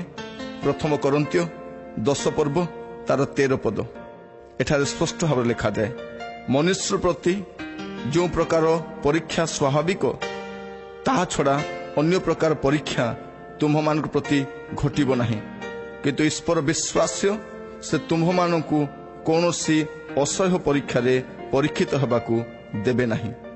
ମାତ୍ର ଯେପରି ତୁମ୍ଭେମାନେ ସହ୍ୟ କରିପାର, ଏଥିପାଇଁ ପରୀକ୍ଷା ଘଟିବା ସଙ୍ଗେ ସଙ୍ଗେ ସେ ଉଦ୍ଧାରର ପଥ ମଧ୍ୟ ପ୍ରସ୍ତୁତ କରିବେ। ପ୍ରିୟମାନେ, ଶୈତାନ ଗୋଟିଏ କଥା କହୁଛି ଯେ ତୁମେ ଦମନ କରିପାରିବ ନାହିଁ, ତୁମେ ତାହା କରିପକାଅ। କିନ୍ତୁ ବାଇବଲର ପରମେଶ୍ୱର ଆପଣଙ୍କ ପାଇଁ ସେ ପରୀକ୍ଷାରୁ ଉତ୍ତୀର୍ଣ୍ଣ ହେବା ନିମନ୍ତେ, ସେ ପରୀକ୍ଷାରୁ ପଳାୟନ କରିବା ନିମନ୍ତେ ଗୋଟିଏ ପଥ ପ୍ରସ୍ତୁତ କରିଛନ୍ତି। ଆପଣଙ୍କୁ ସେ ଅସହ୍ୟ ପରୀକ୍ଷା ମଧ୍ୟ ଦେଇ ନେବେ ନାହିଁ। ଅନେକ ଥର ଆମେ ଭୁଲ କାର୍ଯ୍ୟ କରି ପକାଉ ଏବଂ ପରବର୍ତ୍ତୀ ସମୟରେ କହୁ ଯେ ମୁଁ ଚେଷ୍ଟା କଲି, କିନ୍ତୁ ବାହାରି ଆସିପାରିଲି ନାହିଁ। ଆପଣ ହୁଏତ ଏ ପ୍ରକାର ଉକ୍ତି ପ୍ରୟୋଗ କରି ନିଜକୁ ମୁକ୍ତ କରିବା ପାଇଁ ଚାହିଁବେ, କିନ୍ତୁ ଆପଣ ନିଜେ ହିଁ କଷ୍ଟ ପାଇବେ, ଆପଣ ନିଜେ ହିଁ ଦଣ୍ଡିତ ହେବେ। ପ୍ରିୟ ବନ୍ଧୁ, ସ୍ୱର୍ଗର ପରମେଶ୍ୱର ଆପଣଙ୍କୁ ସାହାଯ୍ୟ କରିବା ନିମନ୍ତେ ତାଙ୍କ ପବିତ୍ର ଆତ୍ମାକୁ ଦେଇଛନ୍ତି। ଯେତେବେଳେ ଆପଣ ନାନା ପ୍ରକାର ପରୀକ୍ଷାର ପରୀକ୍ଷିତ ହୁଅନ୍ତି, ଯେତେବେଳେ ଆପଣ ଉପାୟ ଶୂନ୍ୟ ହୋଇଯାଆନ୍ତି, ସେହି ସମୟରେ ପରମେଶ୍ୱରଙ୍କ ଆତ୍ମା ଆପଣଙ୍କର କର୍ଣ୍ଣରେ ଗୋଟେ କ୍ଷୀଣ ସ୍ୱର ଦେଇ କୁହନ୍ତି। ସେ ଆପଣଙ୍କୁ ସେଠୁ ବାହାରିବା ନିମନ୍ତେ ଉପାୟ ସବୁ ବତାନ୍ତି, ଆପଣଙ୍କୁ ବାହାରିବା ନିମନ୍ତେ ସେ ପଥ ପ୍ରସ୍ତୁତ କରନ୍ତି। କିନ୍ତୁ ଅଧିକାଂଶ ସମୟରେ ଯୁବାମାନେ ସେଠୁ ବାହାରିବା ପାଇଁ ଚାହାନ୍ତି ନାହିଁ। ସେମାନେ ଶାରୀରିକ ସ୍ୱଭାବର ବଶବର୍ତ୍ତୀ ହୋଇ ସେ ପ୍ରକାର ଭୁଲ କରି ବସନ୍ତି। ଆଉ ତାହା ଶୈତାନର ଉକ୍ତି ଅଟେ, ତା ଈଶ୍ୱରଙ୍କର ବାକ୍ୟ ନୁହେଁ। ଶୈତାନ ଯୁବାମାନଙ୍କୁ ଆଉ ଗୋଟେ କଥା କୁହେ। ସେ ଏହା କହିବା ପାଇଁ ଚାହେଁ ଯେ real love is all about sex. ବାସ୍ତବ ପ୍ରେମ ମାନେ ଶାରୀରିକ ସମ୍ପର୍କ। ଅନେକ ଥର ଯୁବା ପୁଅମାନେ ବା ଝିଅମାନେ ପରସ୍ପରକୁ ପ୍ରେମ କରୁଛନ୍ତି ବୋଲିକି ଯେଉଁ ଶାରୀରିକ ଅଭିଳାଷ ବଶବର୍ତ୍ତୀ ହୁଅନ୍ତି। ଗୋଟେ ହେଉଛି ଲଭ୍ ଆଉ ଗୋଟେ ହେଉଛି ଲଷ୍ଟ। ଯୁବାମାନେ ଆପଣଙ୍କୁ ପ୍ରେମ କରୁଛନ୍ତି ନା ଆପଣଙ୍କର ପ୍ରେମ କରୁଛନ୍ତି? ସେମାନେ ଆପଣଙ୍କୁ ପ୍ରେମ କରୁଛନ୍ତି ନା ଆପଣଙ୍କ ଶରୀରକୁ ପ୍ରେମ କରୁଛନ୍ତି, ତାହା ଆପଣ ଅଳ୍ପ କାଳ ପରେ ଜାଣିଯିବେ। ତାର ଆକର୍ଷଣ କୋଉ ଆଡ଼େ ଅଛି। କାରଣ ଅଳ୍ପ ସମୟ ସେମାନେ କଥାବାର୍ତ୍ତା ହେଲା ପରେ, ଫୋନରେ କଥାବାର୍ତ୍ତା ହୁଅନ୍ତୁ ବା ସେମାନେ ଅନ୍ୟ କୌଣସି ମାଧ୍ୟମରେ ପରସ୍ପର ମଧ୍ୟରେ ଯୋଗାଯୋଗ କରନ୍ତୁ, ଗୋଟେ ସମୟ ଆସିବ, ସେହି ସମୟରେ ସେମାନେ ଶାରୀରିକ ସମ୍ପର୍କ ରଖିବା ନିମନ୍ତେ ଉତ୍ତେଜିତ ହୁଅନ୍ତି, ପରସ୍ପରକୁ ପ୍ରସ୍ତାବ ଦିଅନ୍ତି। ଏ ପ୍ରକାର ପରିସ୍ଥିତି ମଧ୍ୟରେ ପହଞ୍ଚି ଯାଆନ୍ତି ଯେ ସେମାନେ ପରସ୍ପର ମଧ୍ୟରେ ସମ୍ପର୍କ ସ୍ଥାପନ କରନ୍ତି। ଆଉ ସେମାନେ କୁହନ୍ତି, ଯଦି ତୁମେ ମୋତେ ପ୍ରେମ କରୁଛ ତାହେଲେ ମୋତେ କାହିଁକି ମନା କରୁଛ? ମୋର ପ୍ରିୟମାନେ, ଏହା ପ୍ରେମ ନୁହେଁ, ଏହା କାମ ବାସନା ଅଟେ। ବାସ୍ତବ ପ୍ରେମ କ'ଣ ଅଟେ ତା ବାଇବଲ କୁହେ। ଯଦି ଆପଣ ଦେଖିବେ 1 Corinthians 13 ପର୍ବ 4 ପଦରୁ 7 ପଦ ପର୍ଯ୍ୟନ୍ତ, ଏଠାରେ ବାସ୍ତବ ପ୍ରେମ କ'ଣ ତାହା ଲେଖାଯାଏ। ପ୍ରେମ ଦୀର୍ଘ ସହିଷ୍ଣୁ, ପ୍ରେମ ହିତଜନକ, ଈର୍ଷା କରେ ନାହିଁ, ଆତ୍ମବଡ଼ିମା କରେ ନାହିଁ, ଅହଙ୍କାର କରେ ନାହିଁ, ଅନୁଚିତ ବ୍ୟବହାର କରେ ନାହିଁ, ସ୍ୱାର୍ଥ ଚେଷ୍ଟା କରେ ନାହିଁ, ବିରକ୍ତ ହୁଏ ନାହିଁ, ଅପକାର ସ୍ମରଣରେ ରଖେ ନାହିଁ, ଅଧର୍ମରେ ଆନନ୍ଦ କରେ ନାହିଁ କିନ୍ତୁ ସତ୍ୟରେ ଆନନ୍ଦ କରେ, ସମସ୍ତ ସହ୍ୟ କରେ, ସମସ୍ତ ବିଶ୍ୱାସ କରେ, ସମସ୍ତ ଭରସା କରେ, ସମସ୍ତ ବିଷୟରେ ଧୈର୍ଯ୍ୟ ଧରି ରହେ। ଏହା ପ୍ରେମ ଅଟେ। କିନ୍ତୁ ଶୈତାନ କ'ଣ ବୋଲି କହୁଛି? ପ୍ରେମ ମାନେ ଯୌନ ସମ୍ପର୍କ, ପ୍ରେମ ମାନେ ଶାରୀରିକ ସମ୍ପର୍କ। ତେଣୁ ଯୁବାମାନେ ଏକାଠି ରୁହନ୍ତି, ଗୋଟିଏ ଘରେ ରୁମ୍ ସେୟାର କରନ୍ତି, ସେମାନେ ଶାରୀରିକ ସମ୍ପର୍କ ରଖନ୍ତି ଏବଂ ତାକୁ ପାପ ବୋଲି ଗଣନା କରନ୍ତି ନାହିଁ। ଏବଂ ସେମାନଙ୍କ ମଧ୍ୟରେ ଏ ପ୍ରକାର ଚୁକ୍ତି କରନ୍ତି ଯେ ପରବର୍ତ୍ତୀ ସମୟରେ ସେମାନେ ବିବାହ କରିବେ। ଯଦି ସେମାନେ ବିବାହ କରିବା ପାଇଁ ଯାଉଛନ୍ତି ତାହେଲେ ବର୍ତ୍ତମାନ ସେମାନଙ୍କ ମଧ୍ୟରେ ସମ୍ପର୍କ ରଖିବା କ'ଣ ଭୁଲ? ମୋର ପ୍ରିୟମାନେ, ବାଇବଲ ଗୋଟିଏ କଥା କୁହେ, ବିବାହ ସମସ୍ତଙ୍କ ମଧ୍ୟରେ ଆଦରଣୀୟ ହେଉ ଏବଂ ତାହାର ଶଯ୍ୟା ସୂଚୀ ଥାଉ। ହୁଏତ ଆପଣ ଭବିଷ୍ୟତରେ ତାଙ୍କୁ ବିବାହ କରିପାରନ୍ତି, କିନ୍ତୁ ବିବାହ କରିବେ ତାହା ମନେକରି ବର୍ତ୍ତମାନ ସମ୍ପର୍କ ସ୍ଥାପନ କରିବା ଏହା ପାପ ଅଟେ। ଗୋଟେ କଳଙ୍କିତ ଶରୀର ନେଇ ଆପଣଙ୍କ ପିଲାମାନଙ୍କୁ ଗୋଟେ କଳଙ୍କିତ ଜୀବନ ଦିଅନ୍ତୁ ନାହିଁ। କାରଣ ବିବାହ ପୂର୍ବରୁ ଆପଣ ଯାହାକୁ ପ୍ରେମ କରୁଛନ୍ତି, ଯାହାକୁ ବିବାହ ହେବା ପାଇଁ ଚୁକ୍ତି କରିଛନ୍ତି, ଆପଣ ସିଦ୍ଧାନ୍ତ ନେଇଛନ୍ତି, ତାଙ୍କ ସହିତ ମଧ୍ୟ ଆପଣ ସମ୍ପର୍କ ସ୍ଥାପନ କରିପାରିବେ ନାହିଁ, ଶାରୀରିକ ସମ୍ପର୍କ ରହିପାରିବେ ନାହିଁ। ଏହା ପାପ ଅଟେ, ପାପ ଅଟେ ଆଉ ପ୍ରଭୁ ଏହା ଘୃଣା କରନ୍ତି। ପ୍ରିୟ ବନ୍ଧୁ, ପ୍ରେମ ଶାରୀରିକ ସମ୍ପର୍କ ନୁହେଁ। ପ୍ରେମ ଭିନ୍ନ ବିଷୟ ଅଟେ, ଶାରୀରିକ ସମ୍ପର୍କ ଭିନ୍ନ ବିଷୟ ଅଟେ। ଯୁବାବସ୍ଥାରେ ଆପଣ ପ୍ରେମର ନାମ ନେଇ ଯଦି ଶାରୀରିକ ସମ୍ପର୍କର ବଶବର୍ତ୍ତୀ ହେଉଛନ୍ତି, ଆପଣ ନିଜ ଶରୀରକୁ କଳଙ୍କିତ କରୁଛନ୍ତି ଏବଂ ଆପଣଙ୍କର ଭବିଷ୍ୟତକୁ ଅନ୍ଧକାରମୟ କରୁଛନ୍ତି। ମୁଁ ଆପଣଙ୍କୁ କହିବା ପାଇଁ ଚାହେଁ, ଆପଣ ଯାହାକୁ ପ୍ରେମ କରୁଛନ୍ତି ତାହାକୁ ବିବାହ ହେବେ ବୋଲି କ'ଣ କିଛି ଗ୍ୟାରେଣ୍ଟି ଅଛି? ଆପଣ ଯେଉଁ ବ୍ୟକ୍ତିଙ୍କୁ ପ୍ରେମ କରୁଛନ୍ତି, ପ୍ରାଣଠାରୁ ବଳି ପ୍ରେମ କରୁଛନ୍ତି, ପରସ୍ପର ପ୍ରେମର ଚୁକ୍ତି କରିଛନ୍ତି, ପ୍ରେମର ଆଦାନ ପ୍ରଦାନ କରିଛନ୍ତି, କିଛି ଗିଫ୍ଟ ଦେଇଛନ୍ତି, ଆପଣ ଏକାଠି ବସି ସଂକଳ୍ପ କରିଛନ୍ତି, କିନ୍ତୁ ତାଙ୍କ ସହିତ ବାହା ହେବେ ବୋଲି କ'ଣ କିଛି ଗ୍ୟାରେଣ୍ଟି ଅଛି? ପରବର୍ତ୍ତୀ ସମୟରେ କ'ଣ ବି ହେଇପାରେ। ଆପଣ ବିବାହ କରିବେ ବୋଲି ଆପଣଙ୍କ ଶରୀରକୁ କଳଙ୍କିତ କରନ୍ତୁ ନାହିଁ। ଆପଣଙ୍କର ଆଗାମୀ ପିଢ଼ିକୁ ଗୋଟେ କଳଙ୍କିତ ଜୀବନର ଆଧାର ଉପରେ ସେମାନଙ୍କୁ ଭବିଷ୍ୟତ ନିର୍ମାଣ କରିବାକୁ ଦିଅନ୍ତୁ ନାହିଁ। ମୁଁ ଆପଣଙ୍କୁ କହିବା ପାଇଁ ଚାହେଁ, ପ୍ରଭୁଙ୍କର ଦାସ ଭାବରେ ଶୈତାନର ଶିକ୍ଷା ଠାରୁ ସାବଧାନ। ଶୈତାନ ଆପଣଙ୍କୁ କ'ଣ କହୁଛି ସେଠୁ ଆପଣ ସାବଧାନ ହୁଅନ୍ତୁ। ଆଜିର ସମୟରେ ଦୁର୍ଭାଗ୍ୟର କଥା କ'ଣ, ଆମ ଯୁବାପିଢ଼ି ସବୁ ଜାଣନ୍ତି, ସମସ୍ତ ଜାଗତିକ ଜ୍ଞାନରେ ପୂର୍ଣ୍ଣ ଅଟନ୍ତି, ଶିକ୍ଷା କ୍ଷେତ୍ରରେ କୃତିତ୍ୱ ଲାଭ କରିଛନ୍ତି, ଉଚ୍ଚ ଉଚ୍ଚ ପଦବୀରେ ରହିଛନ୍ତି, ଭଲ ଦରମା ପାଉଛନ୍ତି, ଆଉ ସେମାନଙ୍କ ଜୀବନରେ କୌଣସି ଅଭାବ ନାହିଁ। କିନ୍ତୁ ଦୁର୍ଭାଗ୍ୟର କଥା କ'ଣ, ସେମାନେ ବାଇବଲକୁ ଜାଣନ୍ତି ନାହିଁ। ବାଇବଲର ପରମେଶ୍ୱର ସେମାନଙ୍କ ଯୌବନ ଅବସ୍ଥା ସକାଶେ କ'ଣ କୁହନ୍ତି ତାହା ଜାଣନ୍ତି ନାହିଁ। ସେମାନେ ସବୁ ବିଷୟର କଣ୍ଟାକ୍ଟରେ ଅଛନ୍ତି କିନ୍ତୁ ବାଇବଲର କଣ୍ଟାକ୍ଟରେ ନାହାନ୍ତି। ସେମାନେ ବାଇବଲ ଠିକରେ ପଢ଼ନ୍ତି ନାହିଁ, ତେଣୁ ସେମାନଙ୍କର ଯୌବନ ଅବସ୍ଥାରେ ଅନେକ ପାପ କରି ପକାନ୍ତି। ଆଉ ଶୈତାନ କହିବା ସମୟରେ ସହଜରେ ଶୈତାନର କଥାକୁ ବିଶ୍ୱାସ କରନ୍ତି। ଆଜି ପ୍ରଭୁଙ୍କ ଦାସ ଭାବରେ ମୁଁ ଆପଣଙ୍କୁ ସଚେତନ କରାଇବା ପାଇଁ ଚାହେଁ, ଯଦି ଏଥିପୂର୍ବେ ଆପଣ କୌଣସି ଭୁଲ କରିଛନ୍ତି, ଭୁଲରେ ରୁହନ୍ତୁ ନାହିଁ, ଭୁଲରୁ ବାହାରି ଆସନ୍ତୁ। ଆପଣଙ୍କୁ ମୁଁ କହିବା ପାଇଁ ଚାହେଁ, ମନୁଷ୍ୟ ଭାବରେ ଆପଣଙ୍କ ଦେଇ ଭୁଲ ହେଇଯାଇଛି। ବାଇବଲ କ'ଣ କହୁଛି ତାହା ଆପଣ ଜାଣିନଥିବାରୁ ସେ ଭୁଲ କରିଛନ୍ତି। ଆଉ ଅନେକ ଥର এই ଭୁଲ କାର୍ଯ୍ୟ କରିବା ସକାଶେ ଆମକୁ ପରିବେଶ, ଆମର ବନ୍ଧୁବର୍ଗ ଆମକୁ ଚାଳିତ କରନ୍ତି। ଆପଣ ଏ ପ୍ରକାର ପରିବେଶ ମଧ୍ୟରେ ଅଧିକାଂଶ ସମୟ କଟାନ୍ତୁ ନାହିଁ, ବା ଏ ପ୍ରକାର ବନ୍ଧୁମାନଙ୍କ ସହିତ ଅଧିକ ସମୟ କଟାନ୍ତୁ ନାହିଁ ଯେଉଁମାନେ ଆପଣମାନଙ୍କୁ ଏହିପରି ପାପରେ ପତିତ ହେବା ନିମନ୍ତେ ଚାଳିତ କରାନ୍ତି। ପ୍ରଭୁ ଆପଣଙ୍କୁ ସାହାଯ୍ୟ କରିବେ। ପ୍ରିୟ ବନ୍ଧୁ, ମୁଁ ଆପଣଙ୍କୁ କହିବା ପାଇଁ ଚାହେଁ, ଶୈତାନ ଆପଣଙ୍କୁ ଆଉ ଗୋଟେ କଥା କହିବା ପାଇଁ ଚାହେଁ, ତାହା ହେଉଛି କ'ଣ? ତୁମେ ଦୁର୍ବଳ ଅଟ। ଶୈତାନ ଆପଣଙ୍କୁ କହିବା ପାଇଁ ଚାହେଁ, ତୁମେ ଦୁର୍ବଳ, ତୁମେ କିଛି କରିପାରିବ ନାହିଁ। ଅଧିକାଂଶ ଯୁବାମାନେ କୁହନ୍ତି, ସାର୍ ମୁଁ ଦୁର୍ବଳ ଅଟେ, ତେଣୁ ମୁଁ ଏହି ଭୁଲ କରି ପକେଇଲି, ମୋର ଚିନ୍ତାଧାରା ଦୁର୍ବଳ ଅଟେ। କାରଣ ଶୈତାନ ସେମାନଙ୍କୁ ବାରମ୍ବାର କହିଛି ଯେ ତୁମେ ଦୁର୍ବଳ ଅଟ, ତୁମେ ଏଟା କରିପାରିବ ନାହିଁ, ତୁମେ ଏଠୁ ବାହାରି ଆସିପାରିବ ନାହିଁ, ତୁମ ଦେଇ ସମ୍ଭବ ନୁହେଁ, ତୁମେ ଯେତେ ଚେଷ୍ଟା କଲେ ମଧ୍ୟ ପାରିବ ନାହିଁ। କାରଣ ଶୈତାନ ସେମାନଙ୍କର ମୁଣ୍ଡରେ ଏଇ କଥା ପକେଇଛି ଯେ ତୁମେ ଦୁର୍ବଳ ଅଟ। ପ୍ରିୟମାନେ, ମୁଁ ଆପଣଙ୍କୁ କହିବା ପାଇଁ ଚାହେଁ, ଆପଣ ଦୁର୍ବଳ ନୁହନ୍ତି, ଆପଣ ଦୁର୍ବଳ ନୁହନ୍ତି। ବାଇବଲର ପରମେଶ୍ୱର ଆପଣଙ୍କୁ କ'ଣ କୁହନ୍ତି? 2 Corinthians 12:9। ଆଉ ସେ ମୋତେ କହିଅଛନ୍ତି, ଆମ୍ଭର ଅନୁଗ୍ରହ ତୁମ୍ଭ ନିମନ୍ତେ ଯଥେଷ୍ଟ, କାରଣ ଦୁର୍ବଳତାରେ ଆମର ଶକ୍ତି ସିଦ୍ଧ ହୁଏ।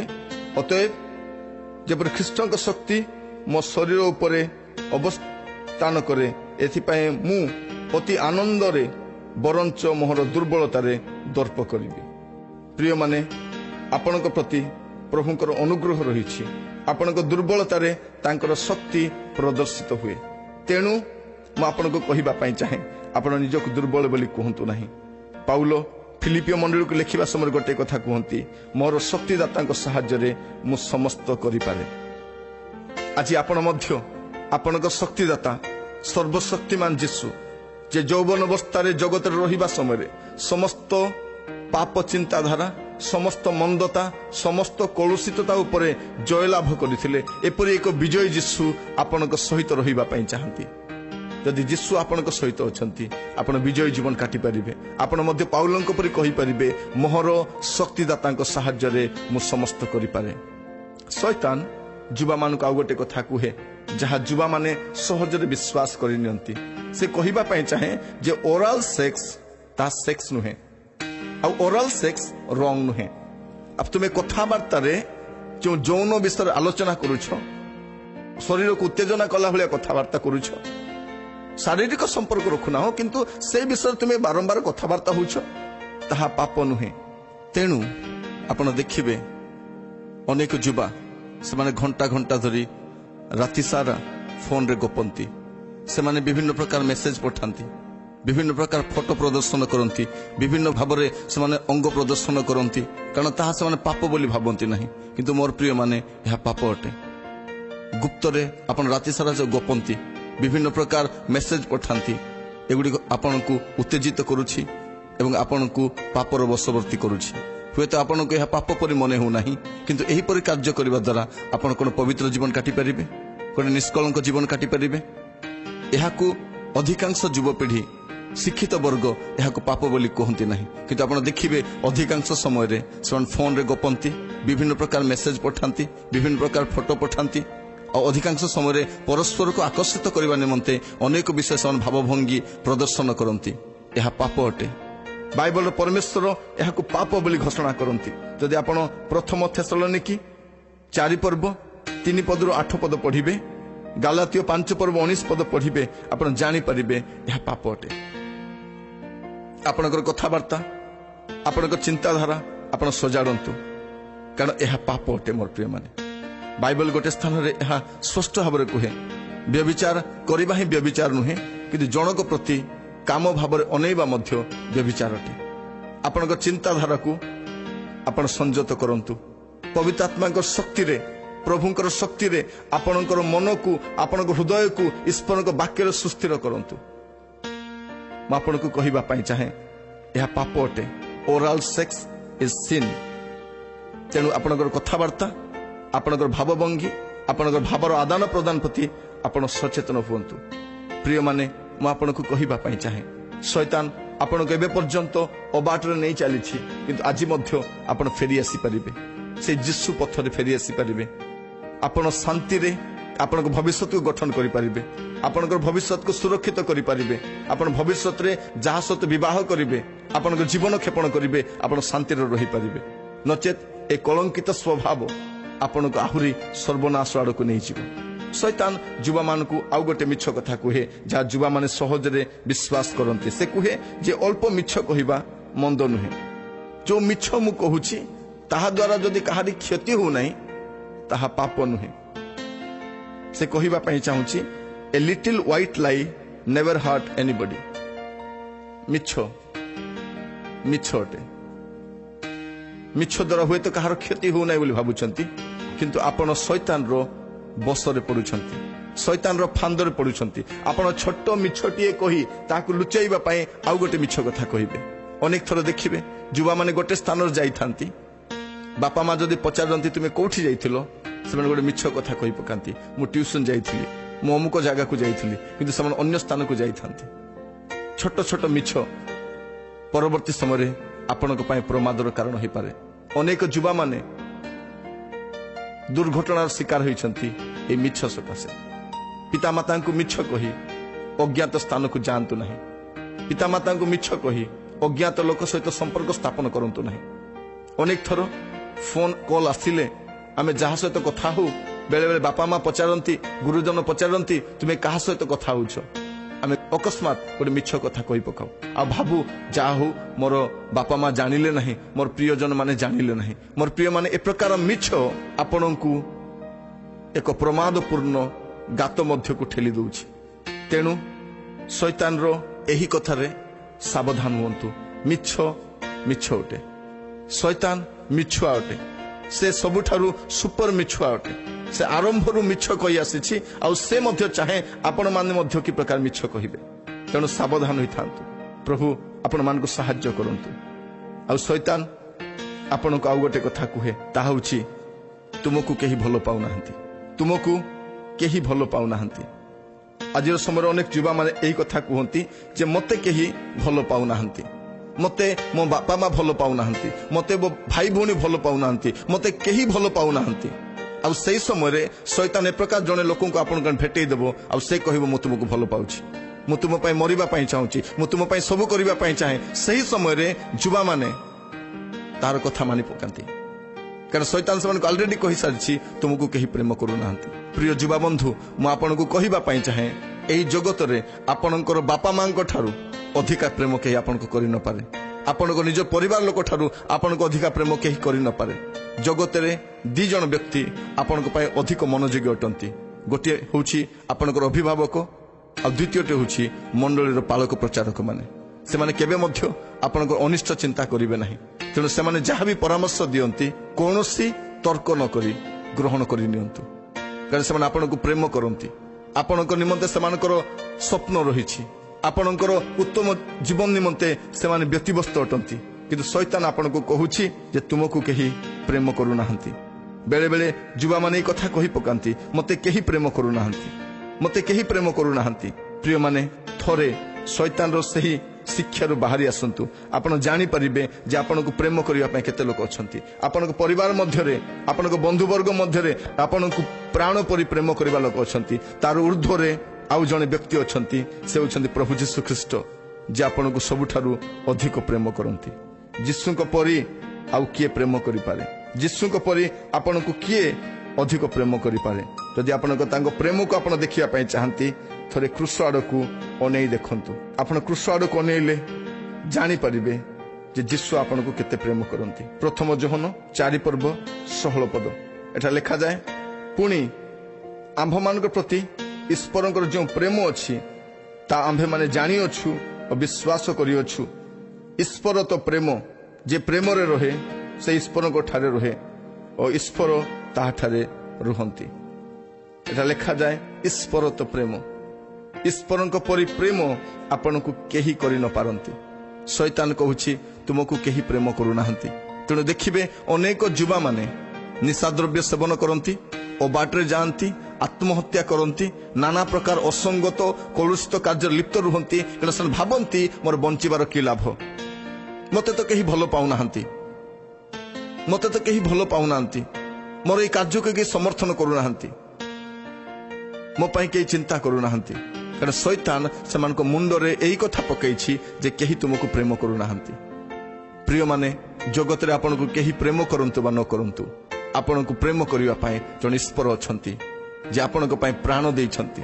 ଆପଣଙ୍କୁ ପ୍ରାଣ ଠାରୁ ଅଧିକ ପ୍ରେମ କରନ୍ତି ଏପରି ଏକ ପ୍ରେମିକ ଈଶ୍ୱର ଆପଣଙ୍କୁ ଅନେଇ ରହିଛନ୍ତି। ଥରେ ଆପଣ ତାଙ୍କ ଆଡ଼କୁ ଅନେଇକି ଦେଖନ୍ତୁ, ଆପଣ ତାଙ୍କର ପ୍ରେମକୁ ଅନୁଭବ କରିପାରିବେ। ଶୈତାନ ଯୁବାମାନଙ୍କୁ ଆଉ ଗୋଟେ କଥା କୁହେ, ତାହା ହେଉଛି ଯେ ଅର୍ଥ ତୁମର ସମସ୍ତ ସମସ୍ୟାର ଏକମାତ୍ର ସମାଧାନ। Money will solve all your problems. ପ୍ରିୟ ଯୁବବନ୍ଧୁ, ମୁଁ ଆପଣମାନଙ୍କୁ କହିବା ପାଇଁ ଚାହେଁ, ଯଦି ଅର୍ଥ ସମସ୍ତ ସମସ୍ୟାର ଏକମାତ୍ର ସମାଧାନ, ତାହେଲେ ଜଗତର ଧନୀ ଲୋକମାନଙ୍କୁ ଦେଖନ୍ତୁ, ଯେମାନଙ୍କ ବ୍ୟାଙ୍କ ବାଲାନ୍ସ ଅଛି, ଯଥେଷ୍ଟ ଅର୍ଥ ଅଛି, ସମାଜରେ ପ୍ରତିଷ୍ଠିତ, ସେମାନେ କାହିଁକି ହନ୍ତସନ୍ତ ହେଉଛନ୍ତି?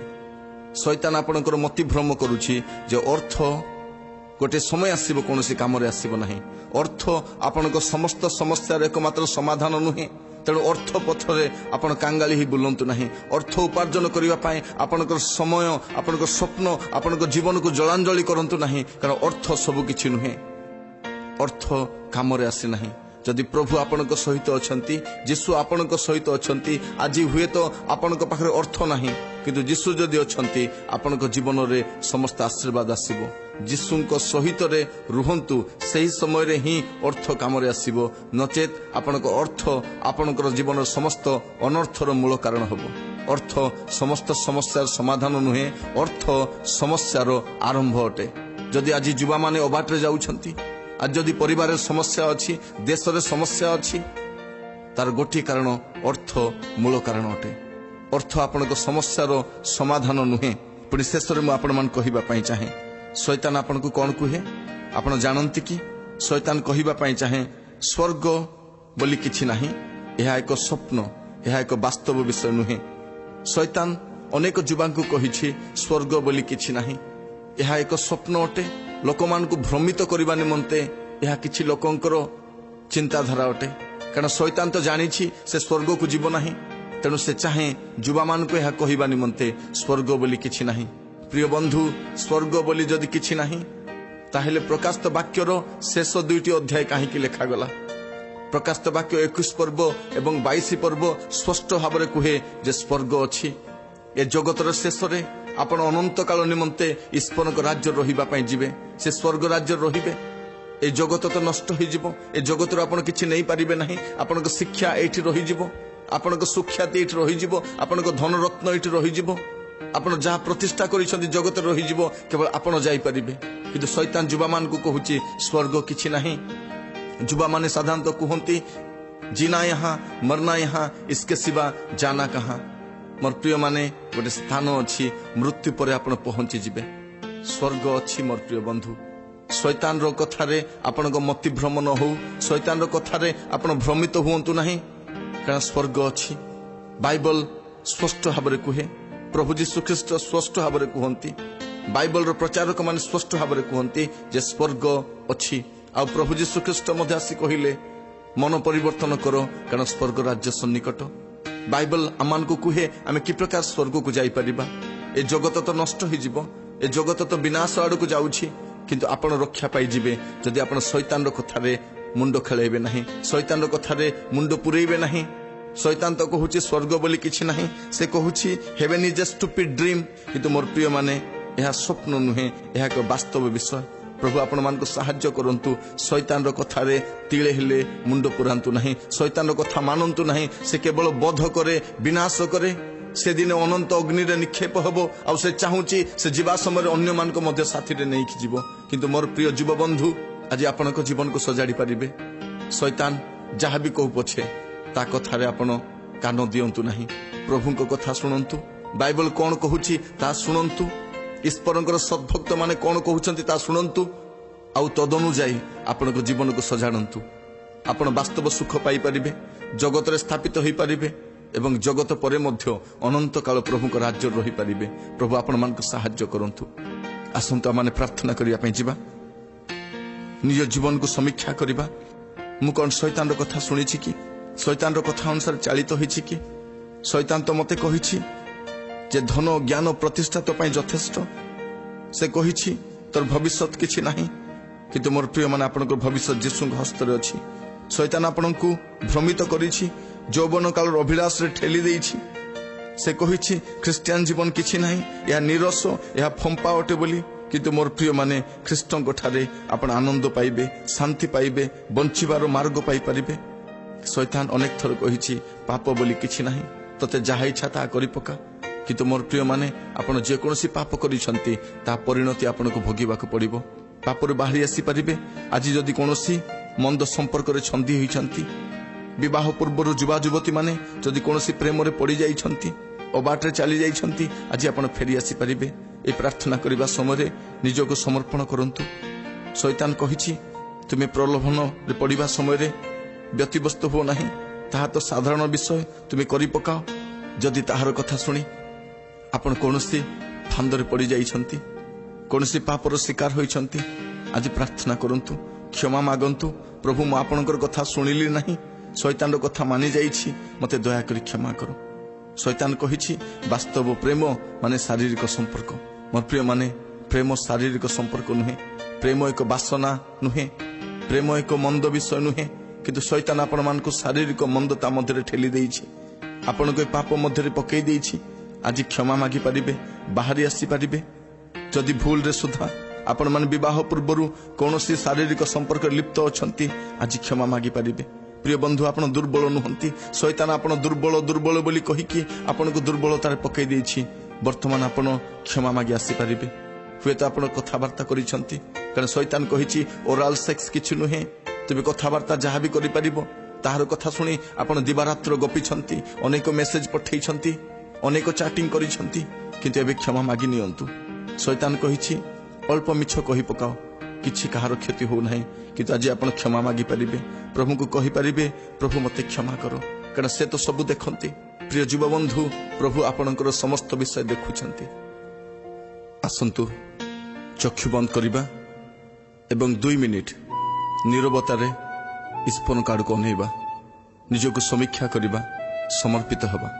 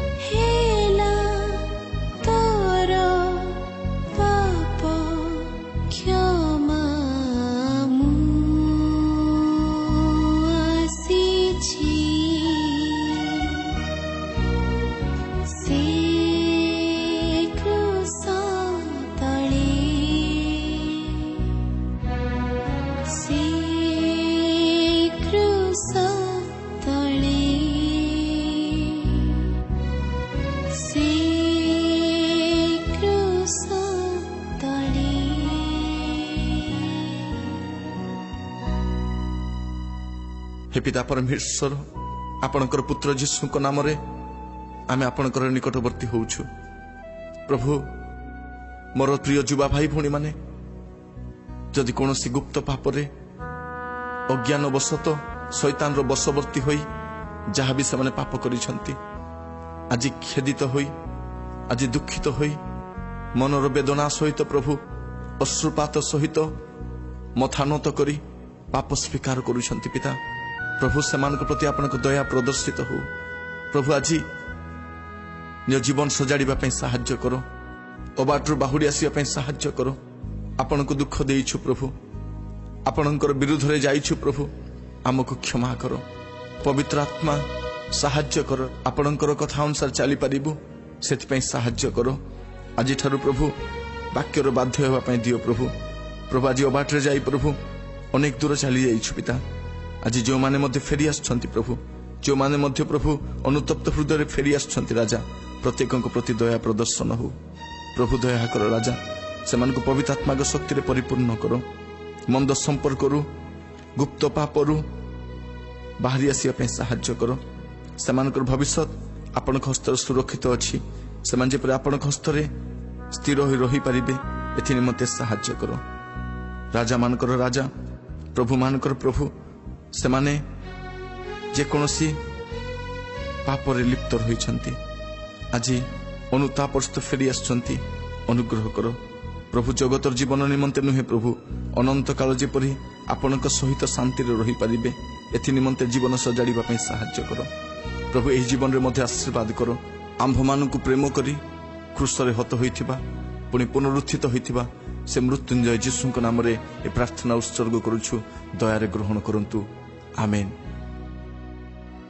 ପ୍ରିୟ ବନ୍ଧୁଗଣ, ଏହିପରି ବିଭିନ୍ନ ପ୍ରସଙ୍ଗମୂଳକ ଈଶ୍ୱରଙ୍କ ବାକ୍ୟ ଆଗାମୀ ଦିନମାନଙ୍କରେ ପ୍ରଭୁଙ୍କ ଦାସମାନଙ୍କ ମୁଖରୁ ଆପଣମାନେ ଶୁଣିପାରିବେ ସିଡି ମାଧ୍ୟମରେ। ଯଦି ଆପଣ ଏହି ସିଡିର ଅନ୍ୟ ପ୍ରସଙ୍ଗଗୁଡ଼ିକ ଶୁଣିବା ନିମନ୍ତେ ଆଗ୍ରହୀ, ତେବେ ଆମକୁ 9778355537 ଅବା 9937742135 ଅବା 94372